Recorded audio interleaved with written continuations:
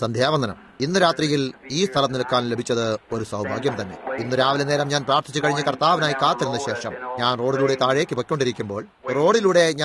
വന്നുകൊണ്ടിരിക്കുമ്പോൾ ദൈവവേലക്കാരനായ സഹോദരൻ സ്മിത്തിനെ കേൾക്കാനായി, ഒരു നിറക്കാരനായ സഹോദരനാണ്, ഞാൻ റേഡിയോ ട്യൂൺ ചെയ്തു. നിങ്ങൾ എല്ലാവരും ഇന്ന് നേരം അയാളെ കേട്ടോ? നിങ്ങളിൽ ആരെങ്കിലും ആ സമയം കേട്ടോ? അത് ഓഹിയോയിൽ നിന്നുമായിരുന്നു എന്നാണ് ഞാൻ വിചാരിക്കുന്നത്. അദ്ദേഹത്തിന്റെ പ്രസംഗത്തെക്കുറിച്ച് എന്നോട് ആരോ പറഞ്ഞിരുന്നു. അങ്ങനെ തന്നെ നിങ്ങളും ട്യൂൺ ചെയ്ത് അദ്ദേഹത്തെ കേൾക്കേണ്ടതാണ്. ഇന്ന് രാവിലെ നേരം വളരെ യാദൃച്ഛികമായിട്ട് എനിക്ക് അദ്ദേഹത്തെ കിട്ടി. ഇന്ന് ലോകത്ത് എങ്ങനെയാണ് പാവം നിറഞ്ഞുകൊണ്ടിരിക്കുന്നത് എന്നും അതിനെക്കുറിച്ച് പറയുന്നതിന് അദ്ദേഹത്തിന് തീർച്ചയുണ്ടായിരുന്നു. അത് കഴിഞ്ഞ് വീണ്ടും താഴേക്ക് വന്നുകൊണ്ടിരിക്കുമ്പോൾ മറ്റൊരാളിനെ കേൾക്കാനിടയായി. ആ നിലയത്തു നിന്നും അല്പം മുന്നോട്ട് ഞാൻ മറ്റൊന്നിലേക്ക് തിരിച്ചു. ഇന്ന് രാവിലെ സമയം എനിക്ക് ഇവിടെ വരെ എത്തേണ്ട സമയമുണ്ടായിരുന്നു. ഞാൻ ആലയത്തിലെത്താനായി വളരെ താമസിച്ചു പോകാതിരിക്കാൻ തയ്യാറാകാൻ തുടങ്ങിയിരുന്നു. അതുകൊണ്ട് ഇന്ന് രാത്രിയിൽ നാം ഇവിടെ ആയിരിക്കുന്നു. കർത്താവിന്റെ സേവയിൽ സേവിക്കാനായി ഒരവസരം ലഭിച്ചത് വളരെ നല്ല ഒരു സൗഭാഗ്യം തന്നെയാണ്. കഴിഞ്ഞ ദിവസം സംസാരിക്കുമ്പോൾ, കഴിഞ്ഞ നാളിൽ സന്ദേശത്തിൽ നമ്മെ വളരെ അടുത്തായി വിട്ടുപോയ സഹോദരിയെ പറ്റി നമ്മൾ പറയുകയായിരുന്നു. അതാരായിരുന്നു നമുക്കെല്ലാവർക്കും അറിയാം. അത് സഹോദരി ബീവർ ആയിരുന്നു. മാത്രമല്ല, ഇന്നു രാത്രിയിൽ ഇവിടെ സ്നാനമേൽക്കാനിരിക്കുന്ന ഒരു മനുഷ്യനെ കുറിച്ച് ചിന്തിക്കുമ്പോൾ ഞാൻ അവളെ ഈ കുളത്തിലാണ് സ്നാനപ്പെടുത്തിയത്. അപ്പോൾ ഞാൻ അവളെ ഇവിടെ വീൽ ചെയറിലിരുത്തി കൊണ്ടുവരേണ്ടി വന്നു. അവൾ ക്യാൻസറിനാൽ മരിച്ചുകൊണ്ടിരിക്കുകയായിരുന്നു. അവൾക്ക് ആ രാത്രി കൂടെ ശേഷിച്ചിരുന്നുള്ളൂ. ഡോക്ടർമാർ അവളെ കൈവിട്ട് കളഞ്ഞിട്ട് അവൾ അടുത്ത പ്രഭാതത്തിൽ മരിക്കാൻ പോവുകയായിരുന്നു. ഞാൻ അവളുടെ വീട്ടിലേക്ക് പോയി അവളോട് ദിവ്യ രോഗസൗഖ്യത്തെക്കുറിച്ച് സംസാരിക്കാൻ ശ്രമിച്ചിരുന്നു. അപ്പോൾ അവൾ, നീ എന്റെ പുരയ്ക്കകത്ത് വരാൻ എനിക്ക് യോഗ്യതയില്ല എന്ന് തുടർച്ചയായി പറഞ്ഞുകൊണ്ടിരുന്നു. അവൾ പറഞ്ഞു, ഒരു പുരോഹിതൻ എന്റെ വീട്ടിൽ വരാൻ എനിക്ക് യോഗ്യതയില്ല.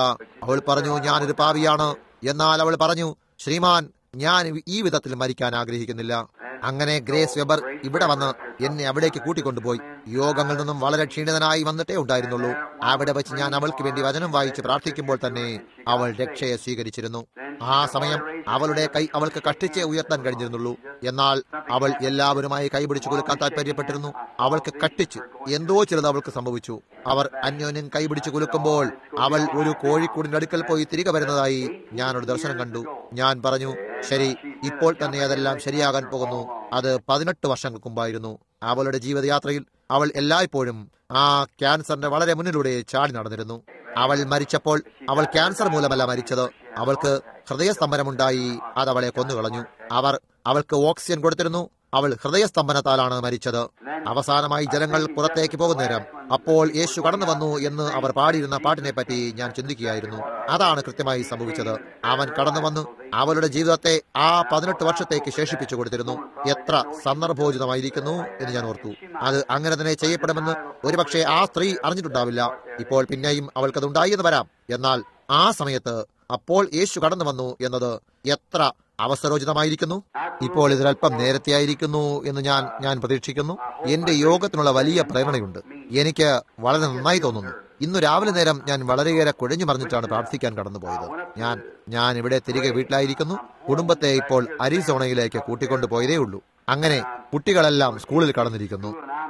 ഒരൽപ്പ വിശ്രമിക്കാനും സഹോദരൻ വുഡിനോടും ഇവിടെയുള്ള ഒരു കൂട്ടം സഹോദരന്മാരുമായി ഈ വരാനിരിക്കുന്ന ആഴ്ചയിൽ പുറത്തെങ്ങാനും പോയി ഒരു വേട്ട ചെയ്യാനുള്ള തയ്യാറെടുപ്പിലാണ്. ഞങ്ങൾ കെൻറ്റുക്കിയിലേക്കാണ് പോകുന്നത്. ഞാനായിരുന്നിട്ട് അവിടേക്ക് എങ്ങനെയോ ശ്രീമതി ബീവർ മരണപ്പെട്ടതിന്റെ അന്ന് തന്നെ വരാനിടയായി.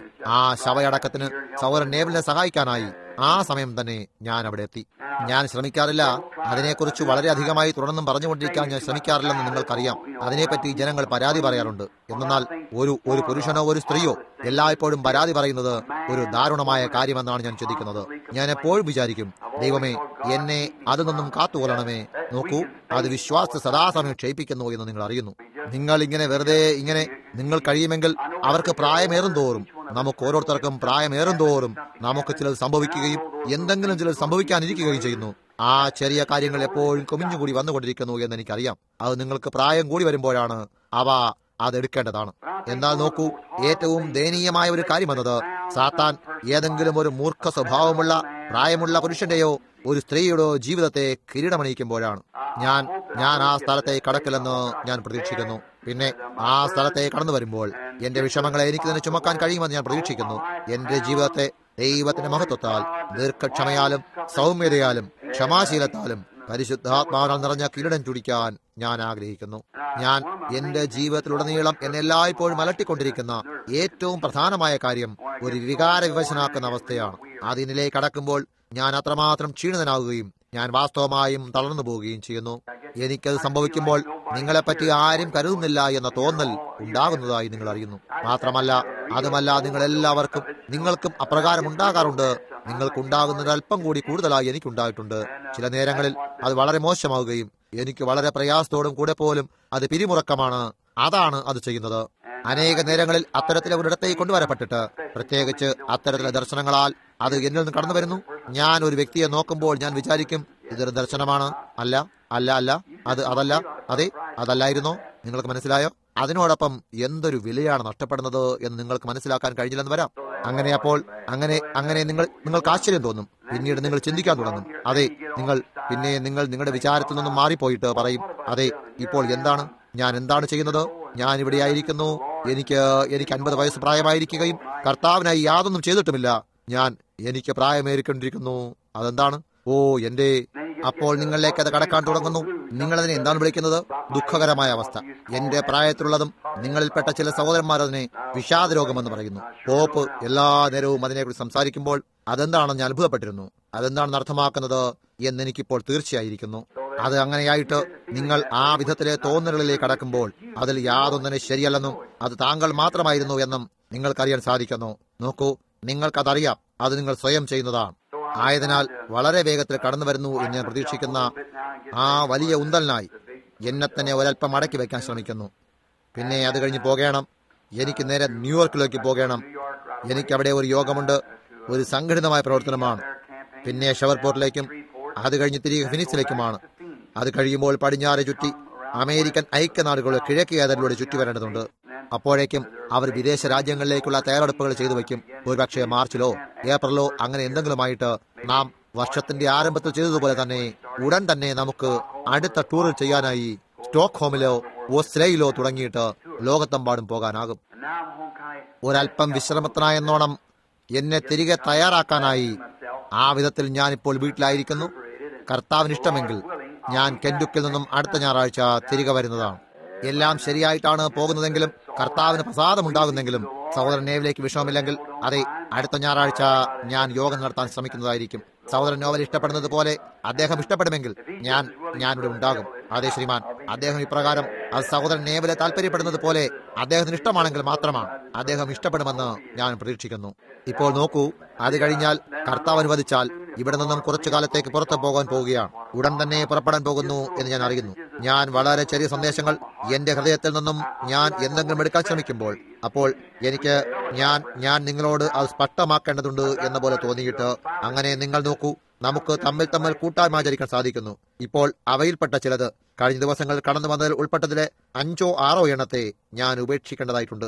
ഇവിടെ ചില ദിവസങ്ങൾ അണ്ണാനെ വേട്ടയാടാൻ ഞാൻ പോയിരുന്നു. ഞാൻ വനത്തിനുള്ളിലേക്ക് കടക്കുമ്പോൾ ഒരു പേനയും പേപ്പറും കൂടെ ഞാൻ എടുക്കും. കാണുന്നോ, അതിലേക്ക് കടക്കാനുള്ള സമയത്ത് നല്ല പ്രകാശമുള്ളപ്പോൾ ഞാൻ ഏതെങ്കിലും ഒരു മരത്തിന്റെ നിഴലിൽ പതിക്കുന്ന വശത്തിരിക്കും. എനിക്ക് ഉറക്കം വന്നില്ല എങ്കിൽ ഞാൻ പ്രാർത്ഥിക്കാൻ തുടങ്ങും. അപ്പോൾ കർത്താവ് എനിക്ക് എന്തെങ്കിലും തരാൻ തുടങ്ങുന്നു.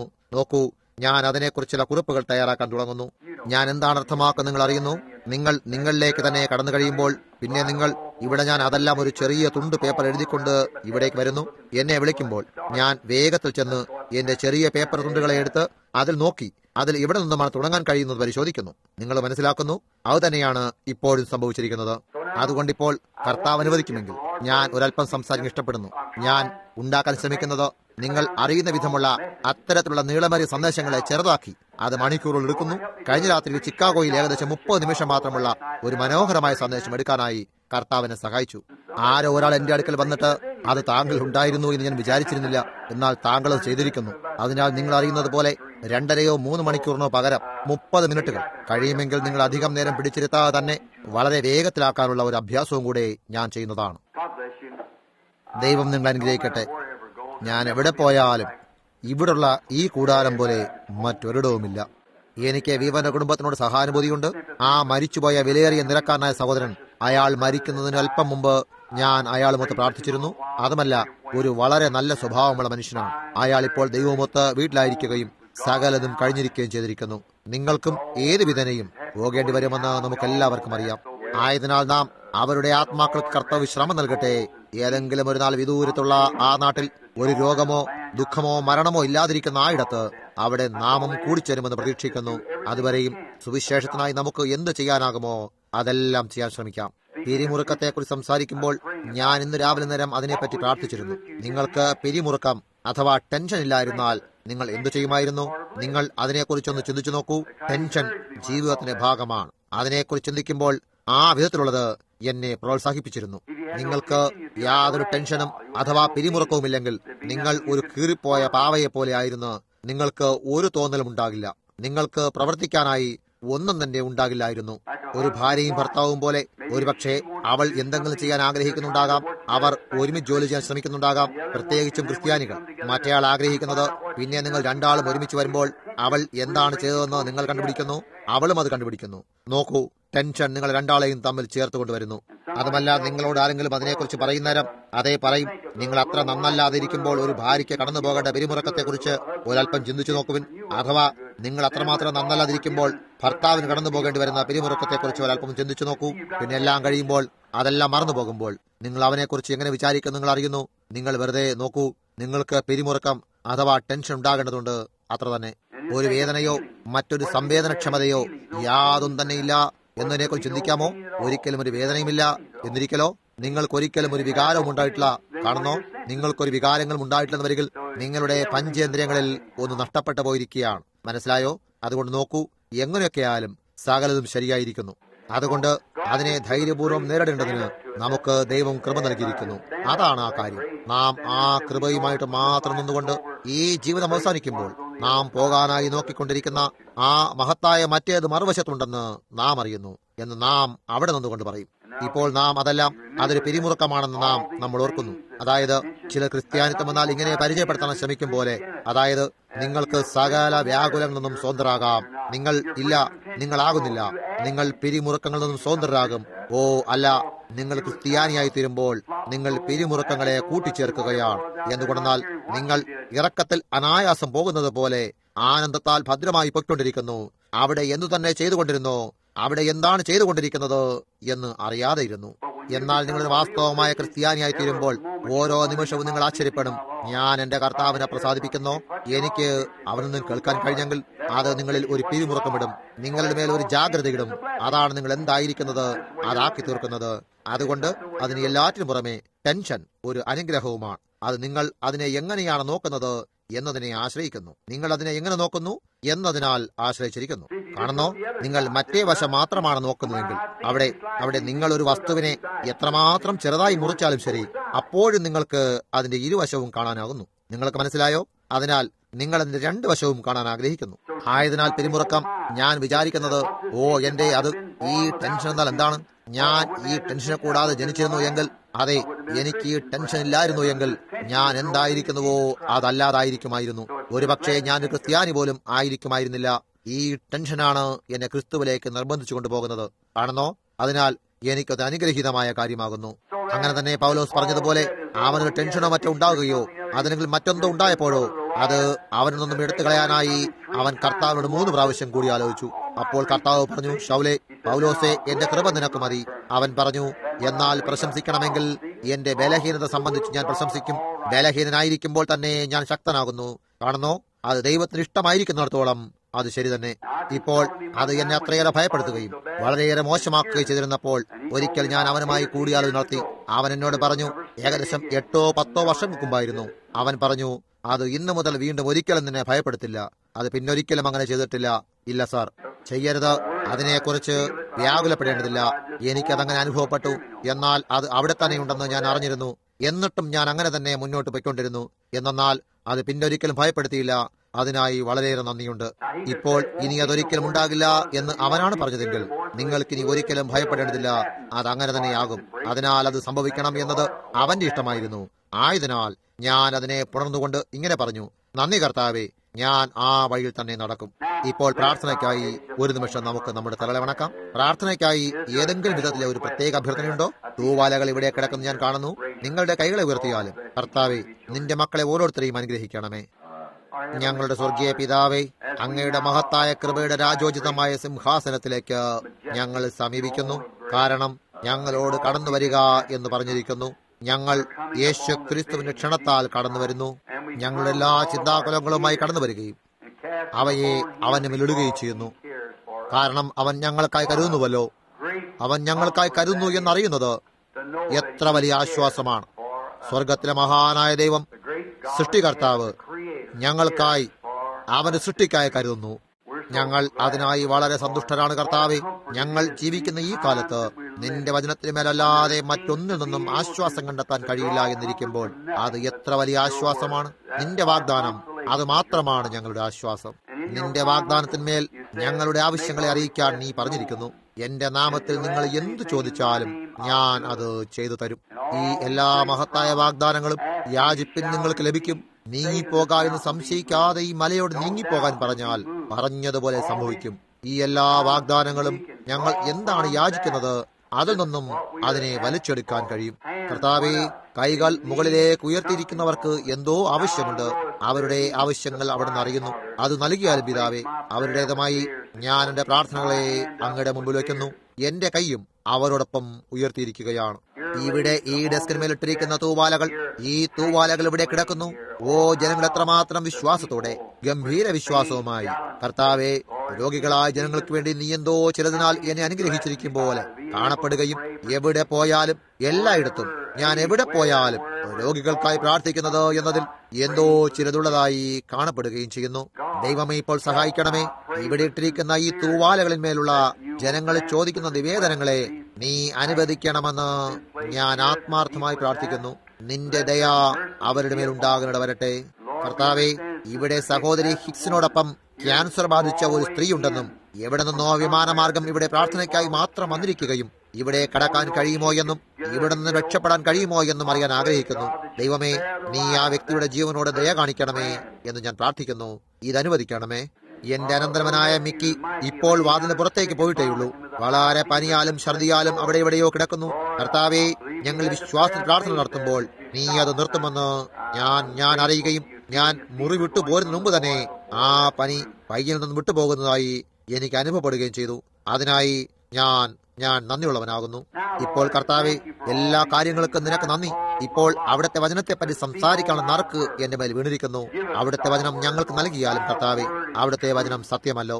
ഞങ്ങളുടെ പ്രാണനുകളെ അനുഗ്രഹിച്ചിട്ട് ആവശ്യമായ കൃപയെ ഞങ്ങൾക്ക് നൽകിയാലും അതൊന്ന് രാത്രിയിലേക്കുള്ള നൽകിയിരിക്കുന്ന വാഗ്ദാനങ്ങളിൽ നിന്നും അഥവാ വചനത്തിൽ നിന്നും ഞങ്ങൾ നിർവൃതി അടഞ്ഞ് ഈ ആഴ്ചയിലെ ബാക്കിയുള്ള ദിവസങ്ങളെ ഘോഷിപ്പിക്കാനായി സഹായിക്കട്ടെ. അതനുവദിക്കണമേ. ഞങ്ങളുടെ പാസ്റ്റ് അനുഗ്രഹിക്കണമേ. ഈ ധൈര്യശാലിയായ പ്രാണനെയും അദ്ദേഹത്തിന്റെ ഭാര്യയെയും അദ്ദേഹത്തിന്റെ മക്കളെയും ഡീക്കന്മാരെയും ട്രസ്റ്റികളെയും ഈ കെട്ടിടത്തിനകത്ത് കടന്നു വരികയും പുറത്തു പോകുകയും ചെയ്തിരിക്കുന്ന ഓരോരുത്തരെയും അനുഗ്രഹിക്കണമേ. ഇതനുവദിക്കണമേ പിതാവേ. ഈ അനുഗ്രഹങ്ങളെ ഞങ്ങൾ യേശു ക്രിസ്തുവിന്റെ നാമത്തിൽ ചോദിക്കുന്നു. ആമേൻ. ഇപ്പോൾ കർത്താവിന്റെ എഴുത്തിലെ 2 ഭാഗങ്ങളിൽ നിന്നും വായിക്കാൻ ഞാൻ ആഗ്രഹിക്കുന്നു. ആദ്യം ഞാൻ സങ്കീർത്തനങ്ങളുടെ പുസ്തകത്തിൽ നിന്നും 86-ാം സങ്കീർത്തനത്തിൽ നിന്നും വായിക്കാൻ ആഗ്രഹിക്കുന്നു. അത് കഴിഞ്ഞ് ഞാൻ വിശുദ്ധ മത്തായി 16-ാം അധ്യായത്തിൽ നിന്നും 1 മുതൽ 3 വരെ വായിക്കുന്നു. ഞാൻ സങ്കീർത്തനത്തിൽ അതിലെ 11-ാം വാക്യം വരെയാണ് വായിക്കാൻ ആഗ്രഹിക്കുന്നത്. അത് ഏകദേശം അതിന്റെ പകുതിയിലും അല്പം കൂടുതലാണ്. അതിൽ നിന്നും പ്രസംഗിക്കുന്നതിന് മുമ്പായി ഇതിനെ ഒരു വിഷയം എന്ന് വിളിക്കാൻ ആഗ്രഹിക്കുന്നെങ്കിൽ ഞാൻ ഇതിനെ ഇങ്ങനെ വിളിക്കാൻ ആഗ്രഹിക്കുന്നു: ഏകീകരിക്കലിന്റെ കാലവും ലക്ഷണവും. ഒന്നായി തീരുന്നതിന്റെ കാലവും ലക്ഷണവും. അത് കേൾക്കാനായി കൂട്ടിക്കുഴയ്ക്കപ്പെട്ടതുപോലെയുണ്ട്. ഏകീകരിക്കലോ കാണുന്നോ? കാലം, ഒന്നായി തീരുന്നതിന്റെ കാലം, അതാണ് ഇപ്പോൾ നടന്നുകൊണ്ടിരിക്കുന്നത്. ആ ഏകീകരിക്കലിന്റെ കാലത്തിന്റെ അടയാളം സങ്കീർത്തനത്തിൽ 86-ാം സങ്കീർത്തനം ദാവീദിന്റെ ഒരു പ്രാർത്ഥനയാണ്. യഹോവയെ ചെവിചായ്ക്കണമേ, എനിക്കുത്തരമരുളണമേ. ഞാൻ എളിയവനും ദരിദ്രനുമാകുന്നു. എന്റെ പ്രാണനെ കാക്കണമേ. ഞാൻ നിന്റെ ഭക്തനാകുന്നു. എന്റെ ദൈവമേ, നിന്നിൽ ആശ്രയിക്കുന്ന അടിയാനെ രക്ഷിക്കണമേ. കർത്താവേ, എന്നോട് കൃപയുണ്ടാകണമേ. ഇടപെടാതെ ഞാൻ നിന്നോട് നിലവിളിക്കുന്നു. അടിയന്റെ ഉള്ളത്തെ സന്തോഷിപ്പിക്കണമേ. യഹോവേ, നിങ്കിലേക്ക് ഞാൻ എന്റെ ഉള്ളമുയർത്തുന്നു. കർത്താവേ, നീ നല്ലവനും ക്ഷമിക്കുന്നവനും നിന്നോട് അപേക്ഷിക്കുന്നവരോടൊക്കെയും മഹാദയാലുവുമാകുന്നു. യഹോവേ, എന്റെ പ്രാർത്ഥന ചെവിക്കൊള്ളണമേ. എന്റെ യാചനകളെ ശ്രദ്ധിക്കണമേ. നീ എനിക്ക് ഉത്തരമരുളുകയാൽ എന്റെ കഷ്ടദിവസത്തിൽ ഞാൻ നിന്നെ വിളിച്ചപേക്ഷിക്കുന്നു. ഓ, ഇത് അതിശയമായിരിക്കുന്നില്ലേ? നീ എനിക്ക് ഉത്തരമരുളുകയാൽ.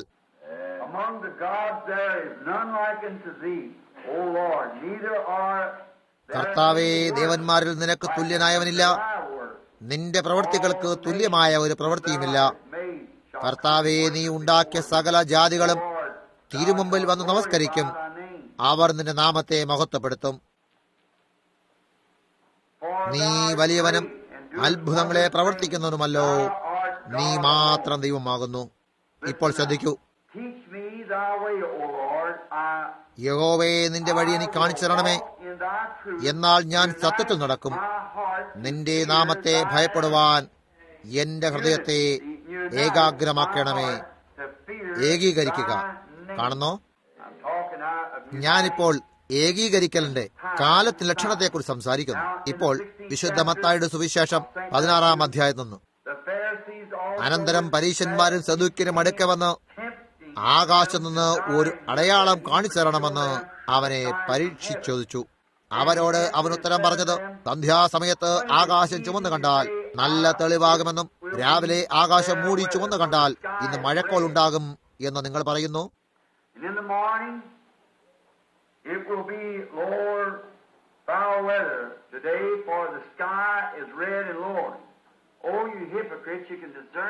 ആകാശത്തിന്റെ ഭാവം വിവേചിപ്പാൻ നിങ്ങൾ അറിയുന്നു, എന്നാൽ കാലലക്ഷങ്ങളെ വിഭജിപ്പാൻ കഴിയുന്നില്ലയോ? ഈ വായിച്ച വേദഭാഗത്തോട് കർത്താവ് തന്റെ കൃപയുടെ അനുഗ്രഹങ്ങളെ കൂട്ടിച്ചേർക്കാൻ ഇടവരട്ടെ. ഇപ്പോൾ നാം ഈ ഏകീകരിക്കലിന്റെ ഒന്നാക്കി തീർക്കുന്ന കാലത്തെ അഥവാ ഒന്നായിത്തീരുന്ന കാലത്ത് ലക്ഷണത്തെപ്പറ്റി സംസാരിക്കാൻ പോകുന്നു. നോക്കൂ, ഇവിടെ യേശു ഈ വായിച്ച വേദഭാഗത്തെ അവസാനത്തിങ്കൽ അവൻ പരീശന്മാരെയും സദൂക്യരെയും നിങ്ങൾക്ക് കാലലക്ഷണങ്ങളെ വിഭജിപ്പാൻ കഴിയില്ലയോ എന്ന് ചോദിച്ചുകൊണ്ട് ശകാരിക്കുന്നതായി കാണുന്നു. ഇപ്പോൾ നോക്കൂ, നിങ്ങൾ ജീവിക്കുന്ന കാലത്ത് ലക്ഷണത്തെ വിവേചിക്കുക എല്ലായ്പ്പോഴും ജനങ്ങൾക്ക് ഒരു മഹത്തായ കാര്യമായിരുന്നു. നോക്കൂ, എന്നാൽ ആരും അതിൽ നിന്നും വഴുതിപ്പോകാതിരിപ്പാൻ ദൈവം സ്പഷ്ടമായി എഴുതിയിരിക്കുന്നു. ഇപ്പോൾ സാധാരണയായി ഞാൻ പുറകിലേക്ക് ചെന്ന് മറ്റു ദൈവവേലക്കാരിൽ നിന്നും ബൈബിൾ എഴുതപ്പെട്ട കാലത്തിലെ കർത്താവിന്റെ ദാസന്മാരിന് എടുക്കാറുണ്ട്. നോഹയുടെ കാലത്തിന്റെ അടയാളം, ദാനിയലിന്റെ കാലത്തിന്റെ ലക്ഷണവും മറ്റും വ്യത്യസ്തമായ അടയാളങ്ങളും പോലെ. എന്നാൽ ഇന്നു രാത്രിയിൽ സമയം ലാഭിക്കാനായി ഞാൻ അതെല്ലാം വിട്ടുകളയാൻ ആഗ്രഹിക്കുന്നു. എന്നാൽ പ്രാകൃതമായ കാലത്തിന്റെ ലക്ഷണത്തെ നൽകുക എന്നത് എല്ലായ്പ്പോഴും ദൈവത്തിന്റെ രീതിയായിരുന്നു. അതിനാൽ എല്ലാവർക്കും അത് ഏത് സമയമായിരുന്നു എന്നറിയാൻ കഴിഞ്ഞിരുന്നു. ഈ പരീശന്മാർക്കും അവരുടെ കാലം ഏതായിരുന്നു എന്ന് അറിയേണ്ടതായിരുന്നു. ആ കാലം ഏതായിരുന്നു എന്ന് അവർ അറിയണമായിരുന്നു. അവൻ മറ്റൊരിടത്ത് ഇങ്ങനെ പറയുന്നു, നിങ്ങൾ എന്നെ അറിഞ്ഞിരുന്നുവെങ്കിൽ നിങ്ങൾ എന്റെ കാലത്തെ അറിയുമായിരുന്നു. കാണുന്നോ, അത് നാം മനസ്സിലാക്കുന്ന ഒരു മഹത്തായ കാര്യമാണ്. നോക്കൂ, മനസ്സിലാക്കാൻ കഴിയാതെ ആ വിധമാണ് അവർ പ്രവാചകന്മാരെ പറ്റി എഴുതിയപ്പോഴും പ്രതിപാദിച്ചിരുന്നത്. അവർ പറഞ്ഞു, കർത്താവിൽ നിന്നുമുള്ള ദർശനങ്ങളാൽ അവന് ഗ്രഹണശക്തിയുണ്ട്. പണ്ടുള്ള പ്രവാചകന്മാരുടെ അടുക്കൽ കർത്താവിന്റെ വചനം വന്നിരുന്നു. നോക്കൂ, പ്രവാചകന്മാർ മുഖാന്തരം കർത്താവിന്റെ വചനത്തിന്റെ അറിവ് അവർക്കുണ്ടായിരുന്നു. അത് മാത്രമല്ല, ആ സമയം പ്രവാചകന്മാർ ഒരു അടയാളം കൊടുത്തിരുന്നു. ഇപ്രകാരം ഒരു മനുഷ്യൻ ഒരു വശത്തേക്ക് മാത്രം ചരിഞ്ഞ് ഇത്രയും നാൾ കിടക്കുക, പിന്നെയും മറുവശം തിരിഞ്ഞു കിടക്കുക. ഒരു മനുഷ്യൻ തന്റെ വസ്ത്രങ്ങളെ ഉരിഞ്ഞു കളയുക. അവർ ജീവിച്ചിരുന്ന കാലത്തെ കാണിക്കാനായി അവർ അനേക ലക്ഷങ്ങളെ കാട്ടിയിരുന്നു. സ്വർഗത്തെയും ഭൂമിയും സൃഷ്ടിച്ച അതേ ദൈവം തന്റെ കാലത്തെ ലക്ഷണത്താൽ വിവരിക്കേണ്ടതിന് അവൻ തന്റെ പ്രവൃത്തികളാൽ നിർണയപ്പെടുത്തിയിരുന്ന അതേ ദൈവം ഇന്നും ജീവിക്കുന്നു. അതുകൊണ്ട് നാം തികച്ചും എന്തോ ചിലത് നാം ജീവിക്കുന്ന ഈ കാലത്തെ കാണുമ്പോൾ എവിടെയോ ആരോ ചിലർക്ക് നോട്ടക്കുറവിനാൽ സംഭവിക്കുന്നതായ എന്തോ ചിലതുണ്ട്. കാണുന്നോ? കാരണം ഒരു വസ്തുനിഷ്ഠമായ ലക്ഷണത്തെ തരാതെ ദൈവം ഈ കാര്യങ്ങളെ സംഭവിക്കാൻ ഇടവരുത്തുകയില്ല. അവിടെ അതാണ് നാം മനസ്സിലാക്കേണ്ട കാര്യം. അതായത് ആ മതപുരോഹിതന്മാർ നാം അതിനെ ശരിയായി വായിക്കുന്നില്ല. ഇപ്പോൾ ഈ കാര്യം ഇത് അന്നത്തേതുപോലെ കാണുന്നു. അത് ആ സമയമായില്ല എന്നാണ് അവർ ചിന്തിച്ചിരുന്നത്. അവരന്ന് വളരെ സമാധാനമായി ജീവിക്കുന്നു എന്നാണ് അവർ കരുതിയത്. ആയതിനാൽ അവർ മിശിഹായെ നോക്കിക്കൊണ്ടിരുന്നില്ല.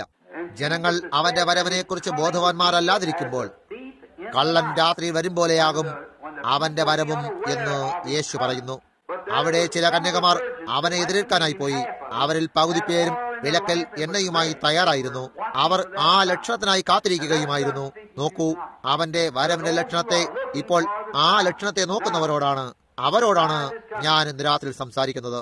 കർത്താവ് വിശ്വാസികൾക്ക് മാത്രം വേണ്ടിയാണ് ഈ കാലത്ത് ലക്ഷണങ്ങളെ നൽകിയിരിക്കുന്നത്. അവിശ്വാസികൾ ഒരിക്കലും അത് കാണുകയില്ല. അവർ അവയുടെ നേരെ മുകളിലൂടെ കടന്നു പോകുകയും അവർക്കത് കാണാൻ കഴിയുകയുമില്ല.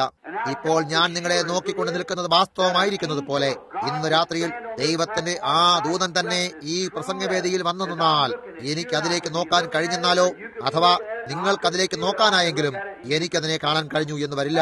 അതല്ല, എനിക്കതിലേക്ക് നോക്കാനായാലും നിങ്ങൾക്ക് കാണാനായി എന്ന് വരികയില്ല. ഇപ്പോൾ ഇത് തിരുവചന പ്രകാരമാണ് എന്ന് നിങ്ങൾക്കറിയാം. അത് കൃത്യമായും ശരി തന്നെ. അവർ കണ്ടു, പൗലോസ് നിലത്ത് വീണെന്ന് നിങ്ങൾക്കറിയാം. എന്നാൽ അവരിൽ ആരും തന്നെ ആ വെളിച്ചം കണ്ടില്ല. ജനസഞ്ചയത്തിന് മധ്യയായി യോഹന്നാൻ നിൽക്കുമ്പോൾ ആ വെളിച്ചം അവിടെ തന്നെ നിന്നിരുന്നു. ആയിരക്കണക്കിന് പേർ, മതപുരോഹിതന്മാരിലും മഹാന്മാരായ മനുഷ്യരിലും ഋഷിമാരിൽ ഉൾപ്പെട്ടവർ ആ നദീതീരത്ത് നിന്നിരുന്നു.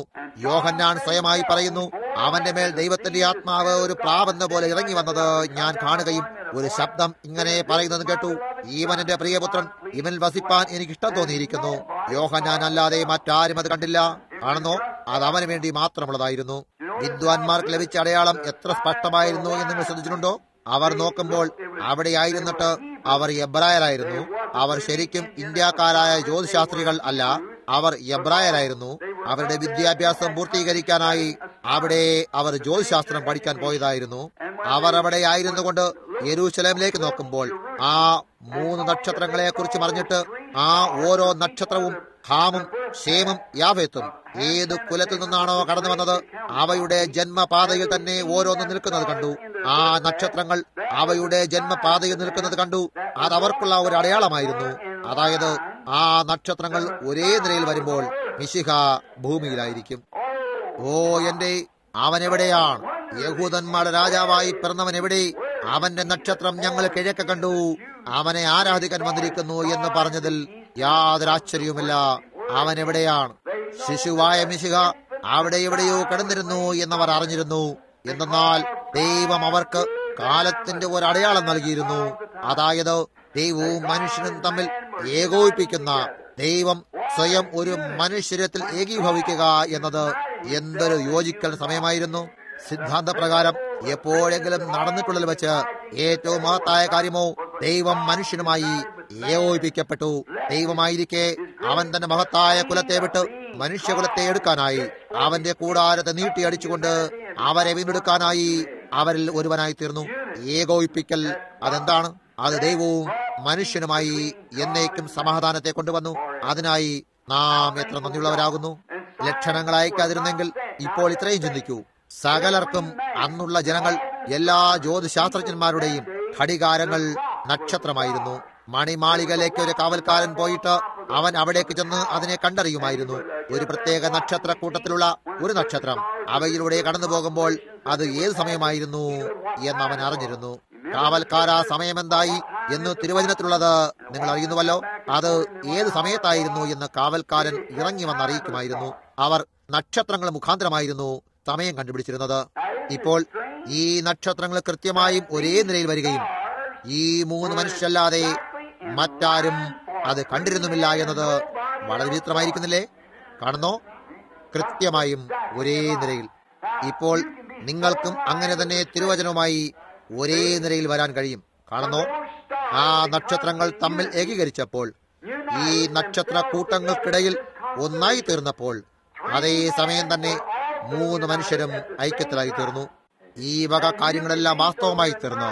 നിങ്ങൾ അവയെ കണ്ട് അവയെല്ലാം ശരിയാണെന്നറിയാനായാൽ അവന്റെ വചനവുമായി നിങ്ങൾക്ക് ദൈവത്തോടൊപ്പം ഐക്യത്തിലാകാൻ കഴിയും. കാണുന്നോ? കാലത്തിന്റെ അടയാളം. ചിലപ്പോൾ നിങ്ങൾക്കതിന്റെ മുകളിലൂടെ നോക്കിക്കൊണ്ട് ഹാ മൂഢത്തരം എന്ന് പറയാനും കഴിയും. എന്നാൽ നിങ്ങൾക്കത് മൂഢത്തരമല്ല. നിങ്ങൾ വചനവുമായി ഏകീഭവിച്ചിരിക്കുകയും അത് ഇവിടെ ആയിരിക്കുകയും ചെയ്യുന്നു. അപ്പോൾ അപ്പോൾ അപ്പോൾ അപ്പോൾ ഈ അടയാളം വിശ്വാസിയുമായി ഏകീഭവിച്ചു കഴിയുമ്പോൾ അത് കൃത്യമായും വെളിച്ചമായിരിക്കും. ടോറൻ പാറ്റ്, അവരോടാണ്, വിശ്വസിക്കുന്നവരോടാണ് ഞാൻ ഇന്ന് സംബോധന ചെയ്യുന്നത്. എന്നാൽ അവിശ്വാസി അതൊരിക്കലും കാണുകയില്ല. അവൻ ഇന്ന് ഈ ഭൂമിയിൽ ഉണ്ടായിരുന്നു എങ്കിൽ ഈ ലക്ഷണത്തെ ദിവസേന നാം ഇവിടെ ഈ കൂടാരത്തിൽ പഠനം ചെയ്യുന്ന ലക്ഷണങ്ങളെ പഠിക്കാൻ കഴിയാത്ത ഇന്നത്തെ നമ്മുടെ അനേക പുരോഹിത വർഗത്തിന് അത് എത്ര വലിയ ഒരു ശാസനയാകുമായിരുന്നു. മറ്റുള്ളവർ അത് പഠിക്കുകയും ചുമരിന്മേലുള്ള ആ കൈയെഴുത്ത് കാണുകയും ചെയ്യുന്നു. എന്നിട്ടും അനേകർ അതിനെ നിരസിച്ചു കളയുകയും ഒരിക്കലും അതിനെ കാണുകയുമില്ല. അവരുമായി അതിന് യാതൊന്നും തന്നെ ചെയ്യാനില്ല. അവർ അത് ശ്രദ്ധിക്കുന്നേയില്ല. ഇപ്പോൾ ശ്രദ്ധിക്കുക, ഇതിൽ അതായത് അവൻ രാജ്യാന്തര ലക്ഷണങ്ങളെ ചൂണ്ടിക്കാട്ടി. ഇപ്പോൾ അവർ അവനോട് ഇതേക്കുറിച്ച് ചോദിക്കുമ്പോൾ അവർക്ക് അടയാളമായിരുന്നു ആവശ്യമായിരുന്നത്. അവർക്കോ അവൻ സംഭവിച്ചു കഴിഞ്ഞതായ അടയാളങ്ങളെ നൽകി. ലോകാവസാനം എപ്പോഴാകും എന്നാണ് അവർ അറിയാൻ ആഗ്രഹിച്ചത്. അവസാനത്തിന്റെ അടയാളം എന്തായിരിക്കും? അവൻ അവർക്ക് തിരുവചനത്തിലുടനീളം അനേക സ്ഥലങ്ങളിൽ നിന്നും ആകാശത്തിലുണ്ടാകുന്ന ആകാശത്തിന്റെ അടയാളങ്ങളെയും ഭൂമിയിലെ അടയാളങ്ങളെയും രാജ്യാന്തര ലക്ഷണങ്ങളെയും കാട്ടിക്കൊടുത്തു. അവൻ അവർക്ക് ലക്ഷണങ്ങളെ കൊടുത്തു. അടയാളങ്ങൾ തുടർച്ചയായും അടയാളം മാത്രം.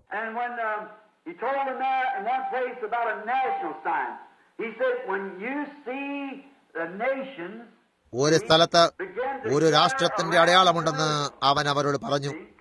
അവൻ പറഞ്ഞു, നോക്കൂ, രാജ്യങ്ങൾ യെരൂശലേമിന് ചുറ്റും കൂടുമ്പോൾ യെരൂശലേം സൈന്യത്താൽ വളഞ്ഞിരിക്കുന്നത് നിങ്ങൾ കാണുമ്പോൾ, ഇപ്പോൾ അവർ അത് ചെയ്യുന്നതിന് മുമ്പ് തന്നെ ദൈവം ലോകത്തിന് ഐക്യത്തിലാകേണ്ടതിന് ദൈവം യഹൂദന്മാർക്ക് നൽകിയിരുന്ന സമയത്തിന്റെ അടയാളത്തെ അവർ നിരസിച്ചപ്പോൾ, ടൈറ്റസ് എന്ന മഹാൻ റോമിന്റെ ജനറൽ തന്റെ സൈന്യത്തെ ഒരുമിച്ച് കൊണ്ടുവന്ന് അതിനു ചുറ്റിനും വിന്യസിപ്പിക്കണമായിരുന്നു.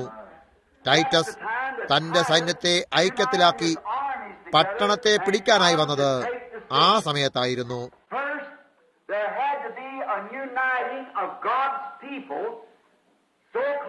ദൈവജനത്തിന് വിരുദ്ധമായി ആ രാജ്യം ഐക്യത്തിലാകും മുമ്പേ ആദ്യം തന്നെ ദൈവത്തിന്റെ മക്കൾ എന്നു പേർ വിളിക്കപ്പെട്ടവർ ദൈവവചനത്തിന് വിരുദ്ധമായി ഐക്യത്തിൽ ആകേണ്ടതുണ്ടായിരുന്നു. ഒരു മഹത്തായ ഏകീകരിക്കൽ സമയത്താണ് നാം ജീവിക്കുന്നത് എന്ന് ഞാൻ വിശ്വസിക്കുന്നു. ഞാൻ ഈ ചുമന്ന ലൈറ്റുകളെയും ഫ്ലാഷ് ലൈറ്റുകളെയും മറ്റുള്ളതിനെയും താഴേക്കിട്ടുകൊണ്ട് സ്ത്രീകൾ അവരെന്താണ് ചെയ്യുന്നത്, പുരുഷന്മാർ അവരെന്താണ് ചെയ്യുന്നത്, സഭകൾ അവരെന്താണ് ചെയ്യുന്നത്, ഈ ചെറിയ കൂട്ടർക്ക് നാം ഈ മഹത്തായ പ്രവചന മണിക്കൂറിൽ കർത്താവായ യേശുവിന്റെ വരവിന് തൊട്ട് മുൻപ് ഏകീകരിച്ചു കൊണ്ടുവരികയും തയ്യാറാക്കപ്പെടുകയും ചെയ്യുന്ന ദൈവവചനത്തിന്റെ നിലയിലായിരിക്കാനായി നിര കാണിച്ചു കൊടുക്കുകയാണ് എന്ന് എന്റെ മുഴു ഹൃദയത്തോടും കൂടെ ഞാൻ വിശ്വസിക്കുന്നു. ഇപ്പോൾ നിങ്ങൾ നോക്കിയാൽ ടൈറ്റസ് രാജ്യങ്ങളെ ഏകീകരിക്കുന്നതിന് മുമ്പ് തന്നെ അവന്റെ സൈന്യത്തെ ഐക്യത്തിലാക്കും മുമ്പ് ഇസ്രായേൽ തന്നെത്താൻ ഏകീകരിക്കുകയും യേശു മിശിഹ ആയിരിക്കില്ല എന്ന കാര്യത്തിൽ അവരെ തന്നെത്താൻ ബന്ധിച്ചുമിരുന്നു. അവർ അവനെ നിരസിച്ചു കളഞ്ഞു. മാത്രമല്ല അവനെ നിരാകരിക്കുകയും അവനെ കുരിശിൽ തറയ്ക്കുകയും ചെയ്തു. അപ്പോൾ അവർക്കായി ഐക്യപ്പെട്ട രക്ഷയെ അവർ നിരസിച്ചപ്പോൾ അവർ അത് ചെയ്യുന്നതിനായി ഐക്യത്തിലായി തീർന്നു. ഇപ്പോൾ ഇതിനെ മനസ്സിൽ വെച്ചുകൊള്ളുക, സമയത്തിന്റെ സന്ദേശത്തെ നിരസിക്കുന്നതിനായി അവർ തമ്മിൽ ഏകീഭവിച്ചു. അവർക്കത് ചെയ്യേണ്ടതുണ്ടായിരുന്നു. അവർ അന്ന് അത് ചെയ്തപ്പോൾ രാജ്യത്തിന് നൽകിയിരുന്ന അടയാളം കടന്നു വന്നു. രാജ്യങ്ങൾ അന്യോന്യം ഐക്യത്തിലാകാൻ തുടങ്ങിയപ്പോൾ ടൈറ്റസ് ഈ റോമാക്കാരുടെയും ഗ്രീക്കുകാരുടെയും വലിയ സൈന്യത്തെ യെരൂശലേമിലേക്ക് ചുറ്റും വിന്യസിച്ചു. ആ ജനങ്ങൾ അപ്പോൾ അവിടെ തന്നെ അടയ്ക്കപ്പെട്ടതുപോലെ ആവുകയും അവർ പട്ടിണി കിടന്ന് മരിച്ചു പോകുകയും ചെയ്തു.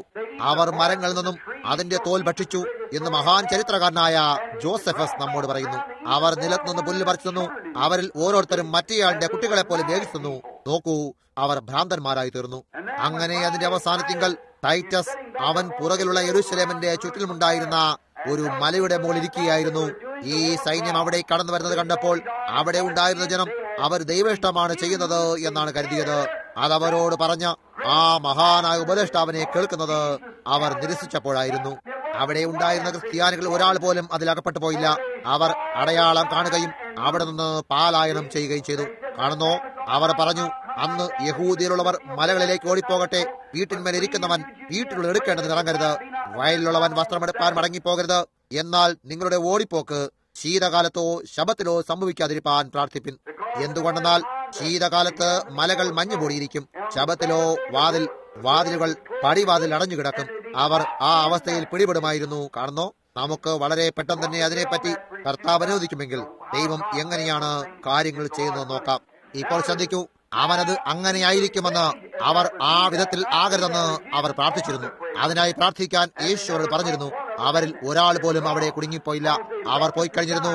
കാരണം അവർ ലക്ഷണത്തിലേക്ക് നോക്കിക്കൊണ്ടിരിക്കുകയും അവർ പുറപ്പെട്ടു പോവുകയും ചെയ്തു. അവിടെ ചെയ്യേണ്ടത് അത് മാത്രമായിരുന്നു. ഓ, നാം ജീവിക്കുന്ന ഈ കാലത്തെ സഭകൾ എങ്ങനെയാണ് നോക്കിക്കാണേണ്ടത്?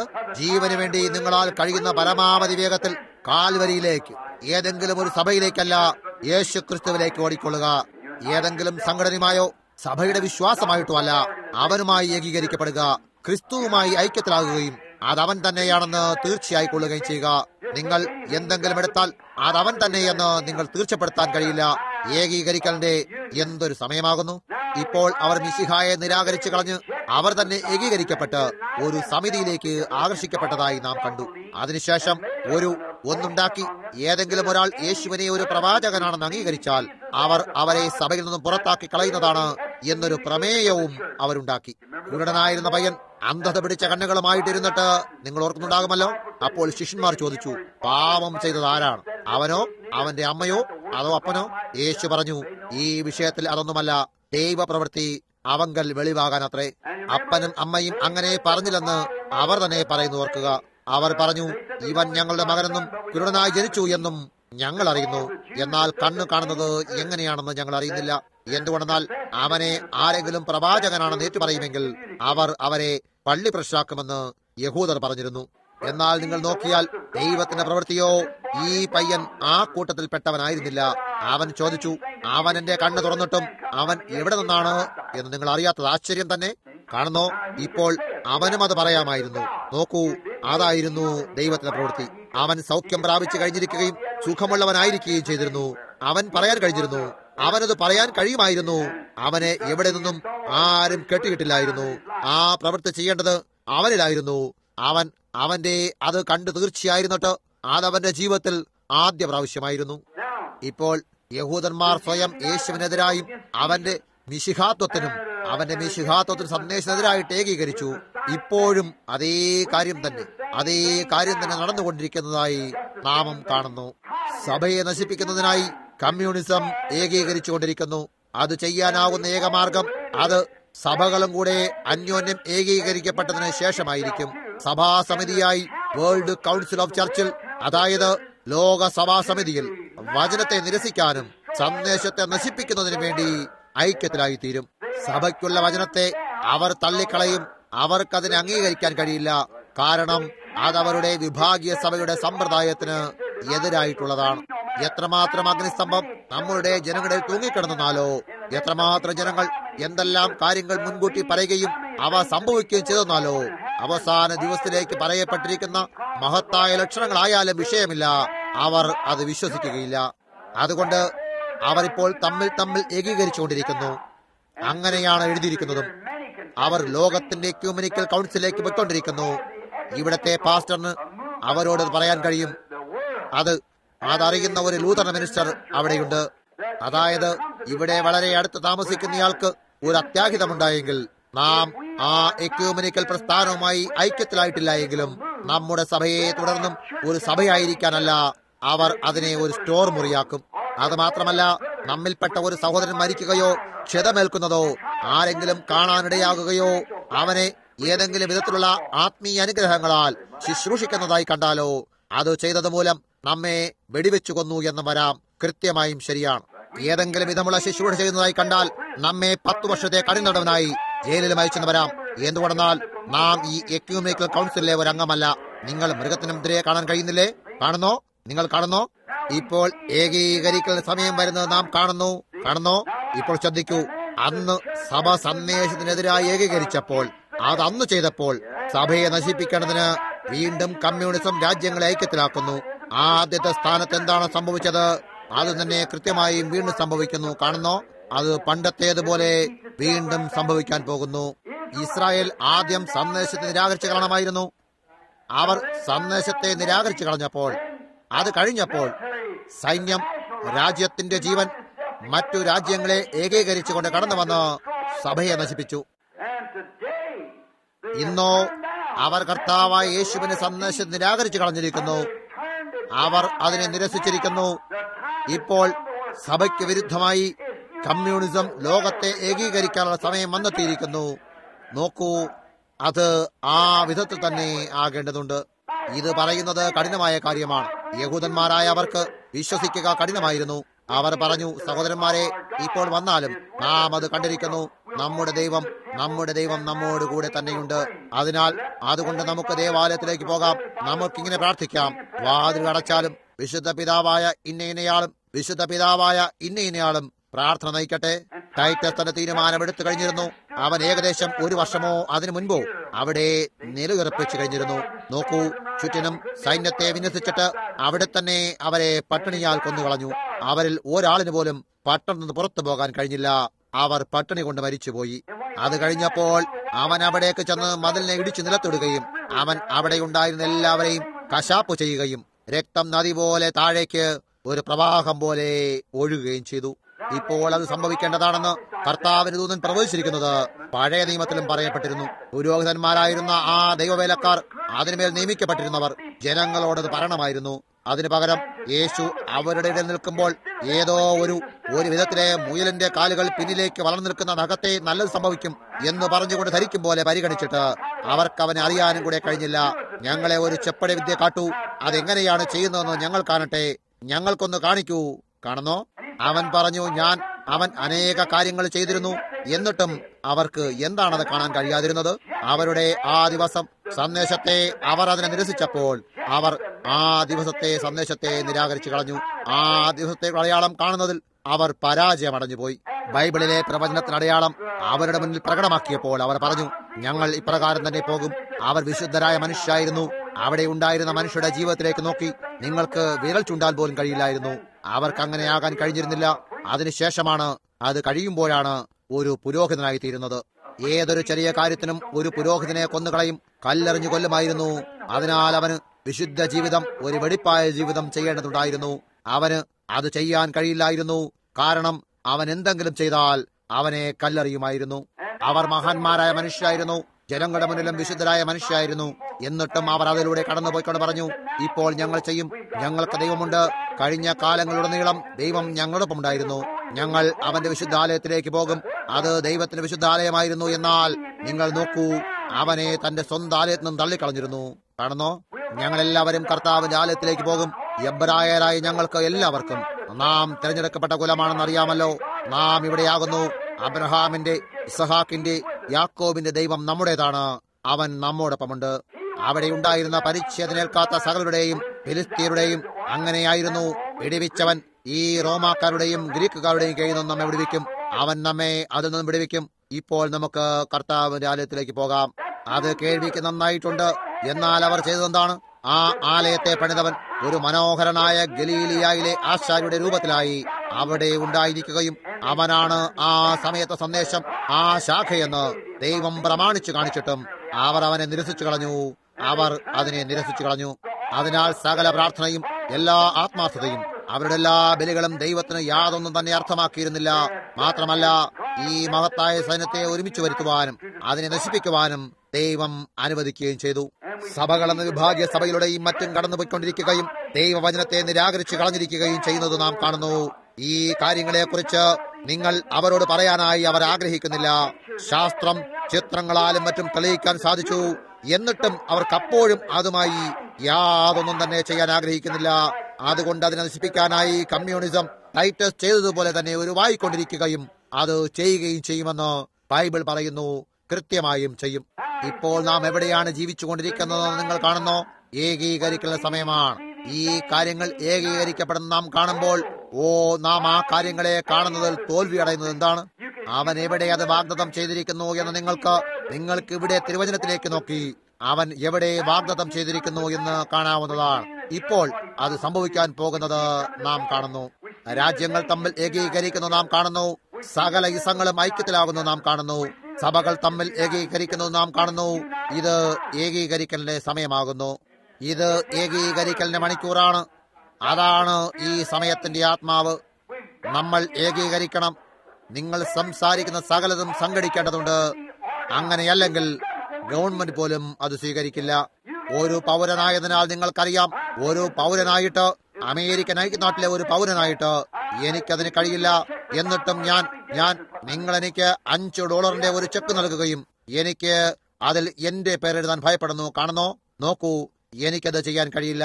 നോക്കൂ, ഇതൊരു ഏകീകരിക്കൽ സമയമാണ്. ഏതോ ചില വിധത്തിൽപ്പെട്ട ഏകീകരണത്തിലൂടെ അതിനെല്ലാം പോകേണ്ടതായിട്ടുള്ളതും ആ ഏകീകരണം തന്നെയാണ് അതുതന്നെ മൃഗത്തിന്റെ മുദ്രയെ കൊണ്ടുവരുന്നതും. കാണുന്നോ, ഇതൊരു ഏകീകരിക്കൽ സമയമാണ്. മാത്രമല്ല, അത് പ്രാവർത്തികമാക്കാനായി മുന്നോട്ട് പോയിക്കൊണ്ടിരിക്കുന്നു. നിങ്ങൾ അതിലേക്ക് നോക്കുമെങ്കിൽ നിങ്ങളുടെ നഗ്ന നേത്രങ്ങളാൽ അത് നിങ്ങൾക്ക് കാണാൻ കഴിയുന്നു. ഇതൊരു ഏകീകരിക്കൽ സമയമാണ്. അവിടെ സകലതും ഒരുമിച്ചായി ഏകീകരിക്കപ്പെട്ടുകൊണ്ടിരിക്കുന്നു. യഹൂദന്മാർ അവരുടെ മിശിഹായായിരുന്ന യേശുവിന് വിരുദ്ധമായി തന്നെത്താൻ ഏകീകരിച്ചു. ആയതിനാലും സംഭവിച്ചു നാം കണ്ടു. അതേ കാര്യം തന്നെ ഇപ്പോഴും നാം കാണുന്നു. ദൈവവചനത്തെ സന്ദേശത്തെ നശിപ്പിക്കാൻ ശ്രമിച്ചുകൊണ്ട് സഭ ലോക സഭാ സമിതിയുമായി ഏകീകരിക്കുമ്പോൾ സഭയെ നശിപ്പിക്കുന്നതിനായി കമ്മ്യൂണിസവും ഏകീകരിക്കുന്നു. അതിനെ ഭൂമിയിൽ നിന്നും അശേഷം ഇല്ലാതാക്കാനായി അവർ ശ്രമിക്കുന്നു. അത് ചെയ്യാൻ കഴിയുന്ന ഒരേ ഒരു കാര്യമെന്നത് അവരെ സ്വയം കൗൺസിലിലേക്ക് കൊണ്ടുവരിക എന്നതാണ്. കാരണം അവർ വ്യത്യസ്തപ്പെട്ടിരിക്കുന്നു. ഇവിടെയുള്ള ഒരു ചെറിയ കൂട്ടം മെത്തഡിസ്റ്റുകൾ, ബാപ്റ്റിസ്റ്റുകൾ, ലൂഥറൻകാരും പ്രെസ്ബിറ്ററിയൻകാരും ചർച്ച് ഓഫ് ക്രൈസ്റ്റും അങ്ങനെയും മറ്റുമായി ചെറിയ കൂട്ടരായിരിക്കുന്നു. അവർക്ക് മറ്റൊന്നും ചെയ്യാൻ കഴിയില്ല. കാരണം ഈ ഒരെണ്ണം മറ്റേതുമായി വിരോധത്തിലായിരിക്കും, ഈ ഒരെണ്ണം മറ്റേതുമായി വിരുദ്ധമായിരിക്കും. അവരുടെ ഉപദേശങ്ങൾ തമ്മിലും കിഴക്കും പടിഞ്ഞാറും തമ്മിൽ വ്യത്യാസം പോലെയാണ്. നോക്കൂ, അവർക്കത് ചെയ്യാൻ കഴിയില്ല. എന്നാൽ ഒരു വലിയ തലയുടെ കീഴിൽ ഒരിക്കൽ ഏകീഭവിച്ചു കഴിഞ്ഞാൽ അവർക്കത് ലഭിക്കുന്നു. അപ്പോഴാണ് അവർക്കത് കിട്ടുന്നത്. ആ വിധത്തിലാണ് റോമൻ കത്തോലിക്കർ ഏകീകരിച്ചിരിക്കുന്നത്. കാരണം അവർ ഒരു ഐക്യത്തിലായിരിക്കുന്നു. അവരുടെ ഏറ്റവും കൂടുതൽ റോമൻ കത്തോലിക്കരും ഗ്രീക്കുകാരും മറ്റുള്ള കത്തോലിക്കരെല്ലാവരും കൂടിയാലും റോമൻ കത്തോലിക്കർ അത്രയും വരികയില്ല. ഇപ്പോൾ അവർ ഐക്യത്തിലായിരിക്കുന്നു. ആ കാരണത്താലാണ് അവർ ഒരുമിച്ച് നിൽക്കുന്നത്. എന്ത് സംഭവിച്ചാലും കാര്യമില്ല, പോപ്പ് സകലത്തിന്റെയും മേലധികാരിയായിരിക്കുന്നു. കാണുന്നോ, ആരെന്തു പറഞ്ഞാലും കാര്യമില്ല, അവനാണ് അപ്രമാദിത്യമുള്ളവൻ. അവൻ ദൈവത്തിന് പകരമായിട്ടുള്ള ഒരുവനായിരിക്കുന്നു. അത്ര തന്നെ, അവൻ ദൈവത്തിന്റെ തൊട്ടടുത്തയാളാണ്. അവന് നരകത്തിന്റെയും സ്വർഗത്തിന്റെയും പാപവിമോചന സ്ഥലത്തിന്റെയും നിയമപരിപാലനത്തിന്റെ അധികാരമുണ്ട്. കാണുന്നോ, ആയതിനാൽ ആ കാര്യം അത്രയും എളുപ്പത്തിൽ ചെയ്യാനാകുന്നതല്ല. അവിടെ അവൻ എന്തു പറയുമോ അതാണ് നടപ്പിൽ വരിക. ഇപ്പോൾ പ്രൊട്ടസ്റ്റന്റുകാരും അപ്രകാരം അതേപോലെ തന്നെ അവരും ഒരു തലവനെ ഉണ്ടാക്കുന്നു. മൃഗത്തിന്റെ പ്രതിമ ഉണ്ടാക്കി എന്ന് ബൈബിൾ പറയുന്നില്ലേ? ഒരു പ്രതിമ എന്നാൽ എന്താണ്? അത് എന്തോ ചിലത് അപ്രകാരം ഉണ്ടാക്കുന്നതാണ്, അതുപോലെ ഉണ്ടാക്കുന്നതാണ്. അതവിടെയാകുന്നു. അതേ കാര്യം തന്നെ. അതെന്താണ്? അവർ സ്വയം ഏകീകരിക്കുന്നതാണ്. ഈ ആത്മാവിന്റെ കാലം ഏകീകരിക്കലിന്റേതാകുന്നു. സന്ദേശത്തെ നശിപ്പിക്കേണ്ടതിന് ഇപ്പോൾ തമ്മിൽ ഐക്യത്തിലാകുന്നു. എങ്ങനെയാണ് അവരെ നശിപ്പിക്കുക? അവർക്ക് എങ്ങനെ ദൈവത്തിന്റെ വചനത്തെ നശിപ്പിക്കാൻ കഴിയും? അവർ ആരംഭത്തിൽ സമ്പ്രദായങ്ങളെ എടുത്തിട്ട് ദൈവത്തിന്റെ വചനത്തെ പ്രാധാന്യം ഇല്ലാതാക്കിയതുപോലെ അവർക്കതിന്റെ പ്രഭാവത്തെ നശിപ്പിക്കാൻ പ്രാധാന്യമില്ലാതാക്കി തീർക്കാൻ കഴിയും. നോക്കൂ, അവർ ഇങ്ങനെ പറയും, ഓ അത് ശരിക്കും എങ്ങനെയൊക്കെ ആയാലും എവിടെ നിന്നാണ് അതിനായി ശ്രമിച്ച ഈ അവിശ്വാസിയായ സ്ത്രീ? ഇപ്പോൾ അവളുടെ പേരെന്താണെന്ന് ഞാൻ മറന്നുപോയി. എനിക്കത് പറയാൻ കഴിഞ്ഞിരുന്നെങ്കിൽ ഞാൻ അതിലുള്ള അനേകരെ പറ്റി ചിന്തിക്കാൻ ശ്രമിക്കുകയാണ്. കഴിഞ്ഞ ദിവസത്തെ രാജ്യങ്ങളുടെ കുമാരികളെ കുറിച്ച് ഞാൻ ചിന്തിക്കുകയായിരുന്നു. അങ്ങനെയുള്ള മറ്റൊന്നുകൂടെ എഴുന്നേറ്റ് വരാനായി നമുക്കുണ്ടായിരുന്നു എങ്കിൽ എന്ന് ഞാൻ ആശിക്കുകയാണ്. അവളാണ് ആ മദ്യശാലകളിലേക്ക് ചെന്ന് ആ വിസ്കിയിൽ നിന്നും അങ്ങനെയുള്ള സകല ചിഹ്നത്തെയും മറ്റും കീറിയെറിഞ്ഞിട്ട് പുറത്തു വലിച്ചെറിഞ്ഞു കളഞ്ഞു. അങ്ങനെയുള്ള ഒരു സ്ത്രീ എഴുന്നേറ്റിട്ട് അവളുടെ സമൂഹത്തിൽപ്പെട്ട സ്ത്രീകളുടെ നഗ്നചിത്രങ്ങളെ പതിച്ചിരിക്കുന്നത് വലിച്ചു കീറാനും മറ്റും മുന്നോട്ട് വരാത്തത് എന്തുകൊണ്ടാണ്? അങ്ങനെയായാൽ പിന്നെ ഒരിക്കലും അവർ അങ്ങനെയുള്ളവ ഒട്ടിക്കുകയില്ല. അവിശ്വാസിയായ സ്ത്രീ ഇപ്പോൾ അവളിങ്ങനെ പറയുകയാണ്, പൊതുവായുള്ള സ്കൂളുകളിൽ ബൈബിൾ വായിക്കുന്നത് നിയമവിരുദ്ധമായ ഒരു കാര്യമാകുന്നു. ഇപ്പോൾ അവർ ഇതും കൂടെ, നിങ്ങൾ വീണ്ടും ശ്രദ്ധിച്ചോ, മഹാന്മാരായ ബൈബിൾ വായനക്കാരായവർ ഇപ്പോൾ ഇങ്ങനെയും കൂടെ പറയാൻ ശ്രമിക്കുന്നു, ബൈബിളിൽ പ്രവചിച്ചുള്ള വളരെയേറെ പ്രവചനങ്ങളും തികച്ചും തെറ്റാണ്, അവ സംഭവിച്ചിട്ടില്ല. നിങ്ങൾ അതിനെപ്പറ്റി കേൾക്കുകയും വായിക്കുകയും ചെയ്തേക്കാം. അവരാൽ കഴിയുന്നതെല്ലാം പറയാൻ ശ്രമിക്കുന്നു. നിങ്ങൾ നോക്കൂ, അവർ ആ വചനത്തിന്റെ സ്വാധീനത്തെ നശിപ്പിക്കാൻ ശ്രമിക്കുന്നു. മനുഷ്യർ അതിനു പകരമായി എടുത്തിട്ടുള്ള സമ്പ്രദായത്തെയോ മറ്റോ അവർക്ക് നശിപ്പിക്കാൻ കഴിഞ്ഞിരുന്നു എങ്കിൽ അതിലേക്ക് അവർ നോക്കുമ്പോൾ വചനത്തെക്കാൾ അത് വളരെ നന്നായി തോന്നുന്നു.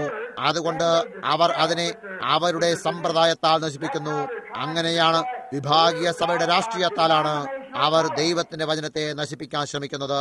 ഓരോ സഭയ്ക്കും അതിന്റേതായ രാഷ്ട്രീയമുണ്ട്. ദ ചർച്ച് ഓഫ് ക്രൈസ്റ്റിന് അതിന്റേത്, ദ ക്രിസ്ത്യൻ ചർച്ചിന് അതിന്റേത്, ബാപ്റ്റിസ്റ്റിനും മെത്തഡിസ്റ്റിനും പ്രിസ്ബിറ്റേറിയനും അവ ഓരോന്നിനും അവരുടെ ഭിന്ന ഭിന്ന രാഷ്ട്രീയങ്ങളുണ്ട്. ഇപ്പോൾ അവർ അതും ദൂരമാകുകയാണ്. എന്തുകൊണ്ടെന്നാൽ അവർ തമ്മിൽ അകന്നിരിക്കുന്നു.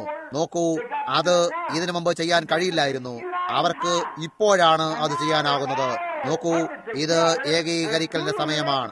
ഇപ്പോൾ അവർ അതിനെല്ലാം ഒരുമിച്ച് കൂട്ടുകൊണ്ട് പൊതുവായി എണ്ണുകയും അതിൽ നിന്നും അവർ എന്തിലേക്കാണ് കടന്നു വരുന്നതെന്ന് കാണുക. എന്റെ അത് കുതിര ഇറച്ചികൊണ്ട് ഒരു കഷ്ണം അപ്പമുണ്ടാക്കും പോലെ തകരപാത്രത്തിൽ ഉച്ചിഷ്ടമോ മറ്റെന്തെങ്കിലും അവർക്ക് കിട്ടുന്നതിനെ അതിലേക്കിട്ട് കൂട്ടിക്കലർത്തും പോലെയാകുന്നു. അതിനെ ഒരുമിച്ച് ചുരുട്ടി അതിൽ കുറച്ച് ചീഞ്ഞളിഞ്ഞ ഉരുളക്കിഴങ്ങും മറ്റും കൂട്ടിച്ചേർത്താൽ നോക്കൂ, അതിൽ നിന്നും എന്താണ് ഉണ്ടാക്കുന്നത്? എനിക്ക് അതിൽ നിന്നും യാതൊന്നിന്റെയും ആവശ്യമല്ലെന്ന് തീർച്ചയാണ്. ഇല്ല സാർ, ആ വിധത്തിലാണ് അവർ ചെയ്യുന്നത്. നോക്കൂ, യേശു ഒരു കെട്ടുകഥയാണ് എന്ന് വിശ്വസിക്കുന്നവരെയാണ് അവർ എടുക്കുക. യേശു ഒരു കെട്ടുകഥയായിരുന്നു എന്ന് വിശ്വസിക്കുന്നവരെ. മറ്റു ചിലരോ അവനൊരു പ്രവാചകനായിരുന്നു എന്ന് വിശ്വസിക്കുന്നു. ഒരുവൻ പറയുന്നു അത്ഭുത ആശ്ചര്യ കാലം കഴിഞ്ഞു പോയിരിക്കുന്നു. മറ്റൊരുവൻ പറയുന്നു അങ്ങനെ ഒരു കാര്യം ഉണ്ടായിരുന്നു എന്ന് വന്നേക്കാം. ഇവയെല്ലാം എങ്ങനെയാണ് ഏകീകരിക്കുക? ബൈബിൾ പറയും പോലെ രണ്ടുപേർ തമ്മിൽ ഒത്തിട്ടല്ലാതെ ഒരുമിച്ച് നടക്കുമോ? കാണുന്നോ? അത്തരത്തിലുള്ള ഒരു ഐക്യമാണ് അവർക്കുള്ളത്. അതുമാത്രമല്ല, ഏതെങ്കിലും ഒരു വിശുദ്ധ പിതാവിനെ അതിനു മുകളിലായി പ്രതിഷ്ഠിക്കുകയും അവിടെ നിങ്ങൾക്ക് കൃത്യമായും ബൈബിൾ പറയും പോലെ മൃഗത്തിന്റെ മുദ്രയെ കിട്ടുകയും ചെയ്യുന്നു. ഇപ്പോൾ അതിന്റെ തലവനായി അവർക്കൊരു ലൂഥറൻകാരനായ വ്യക്തിയെ കിട്ടിയിരിക്കുകയാണ്. അതെ, ഇത് ഏകീകരിക്കലിന്റെ സമയമാണെന്ന് നാം കാണുന്നു. അതുപോലെ തന്നെ കമ്മ്യൂണിസവും മറ്റുള്ളവയും ഐക്യത്തിലാകുന്നു.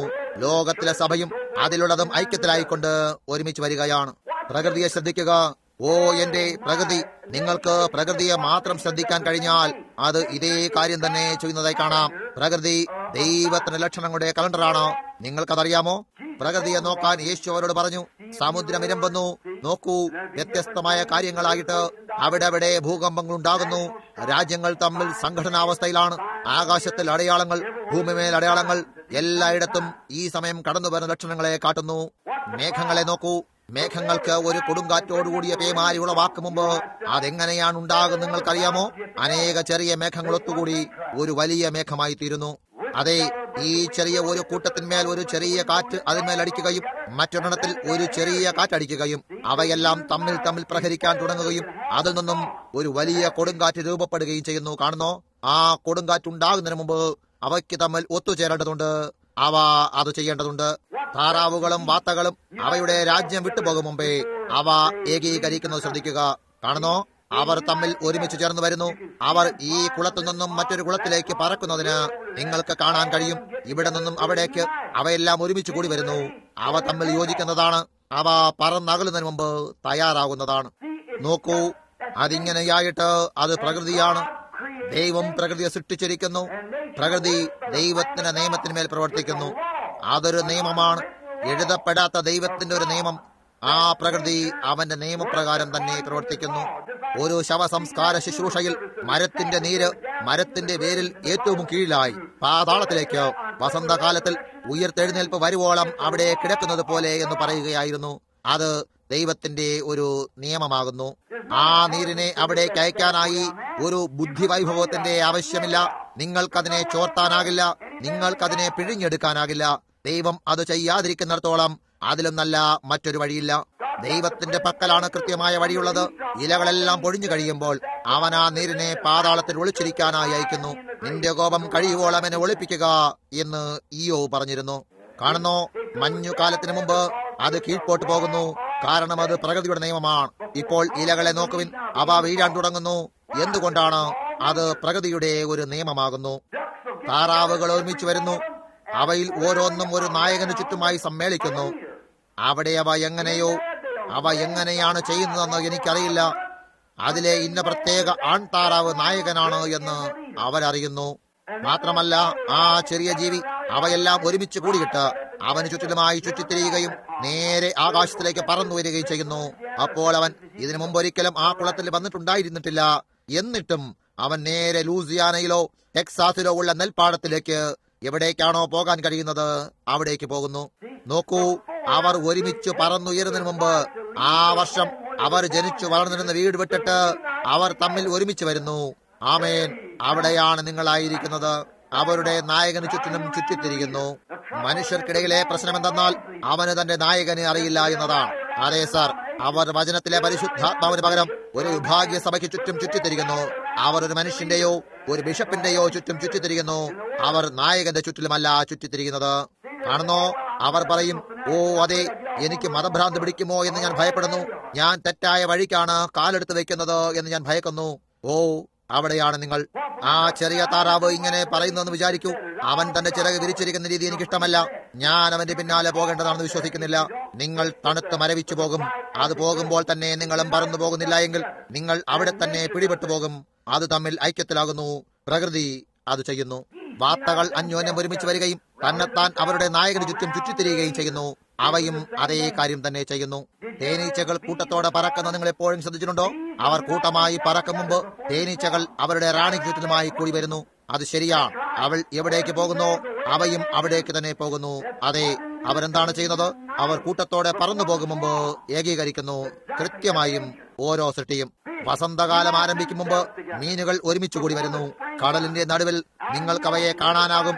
നമ്മൾ ഓരമീനിന്റെ ഒരു വലിയ കൂട്ടത്തെ കൂമ്പാരം എന്ന് വിളിക്കുന്നു. ആ ഒഴുക്ക് കടന്നു വരും മുമ്പ് അവ അവിടെ കടന്നു വരികയും നിങ്ങൾക്കവയെ 1000 10,000 കടലിന്റെ നടുവിൽ കാണാൻ കഴിയുകയും അവിടെ ഉപ്പുവെള്ളത്തിൽ ഒരുമിച്ച് വരികയും ചെയ്യുന്നു. എന്നാൽ അവ വാസ്തവമായും ശുദ്ധജല മത്സ്യമാണ്. അവയെല്ലാം അവിടെ മുട്ടയിടുന്ന സീസണിന് വേണ്ടി അവ നേരെ ശുദ്ധജലത്തിലേക്ക് പോകുന്നു.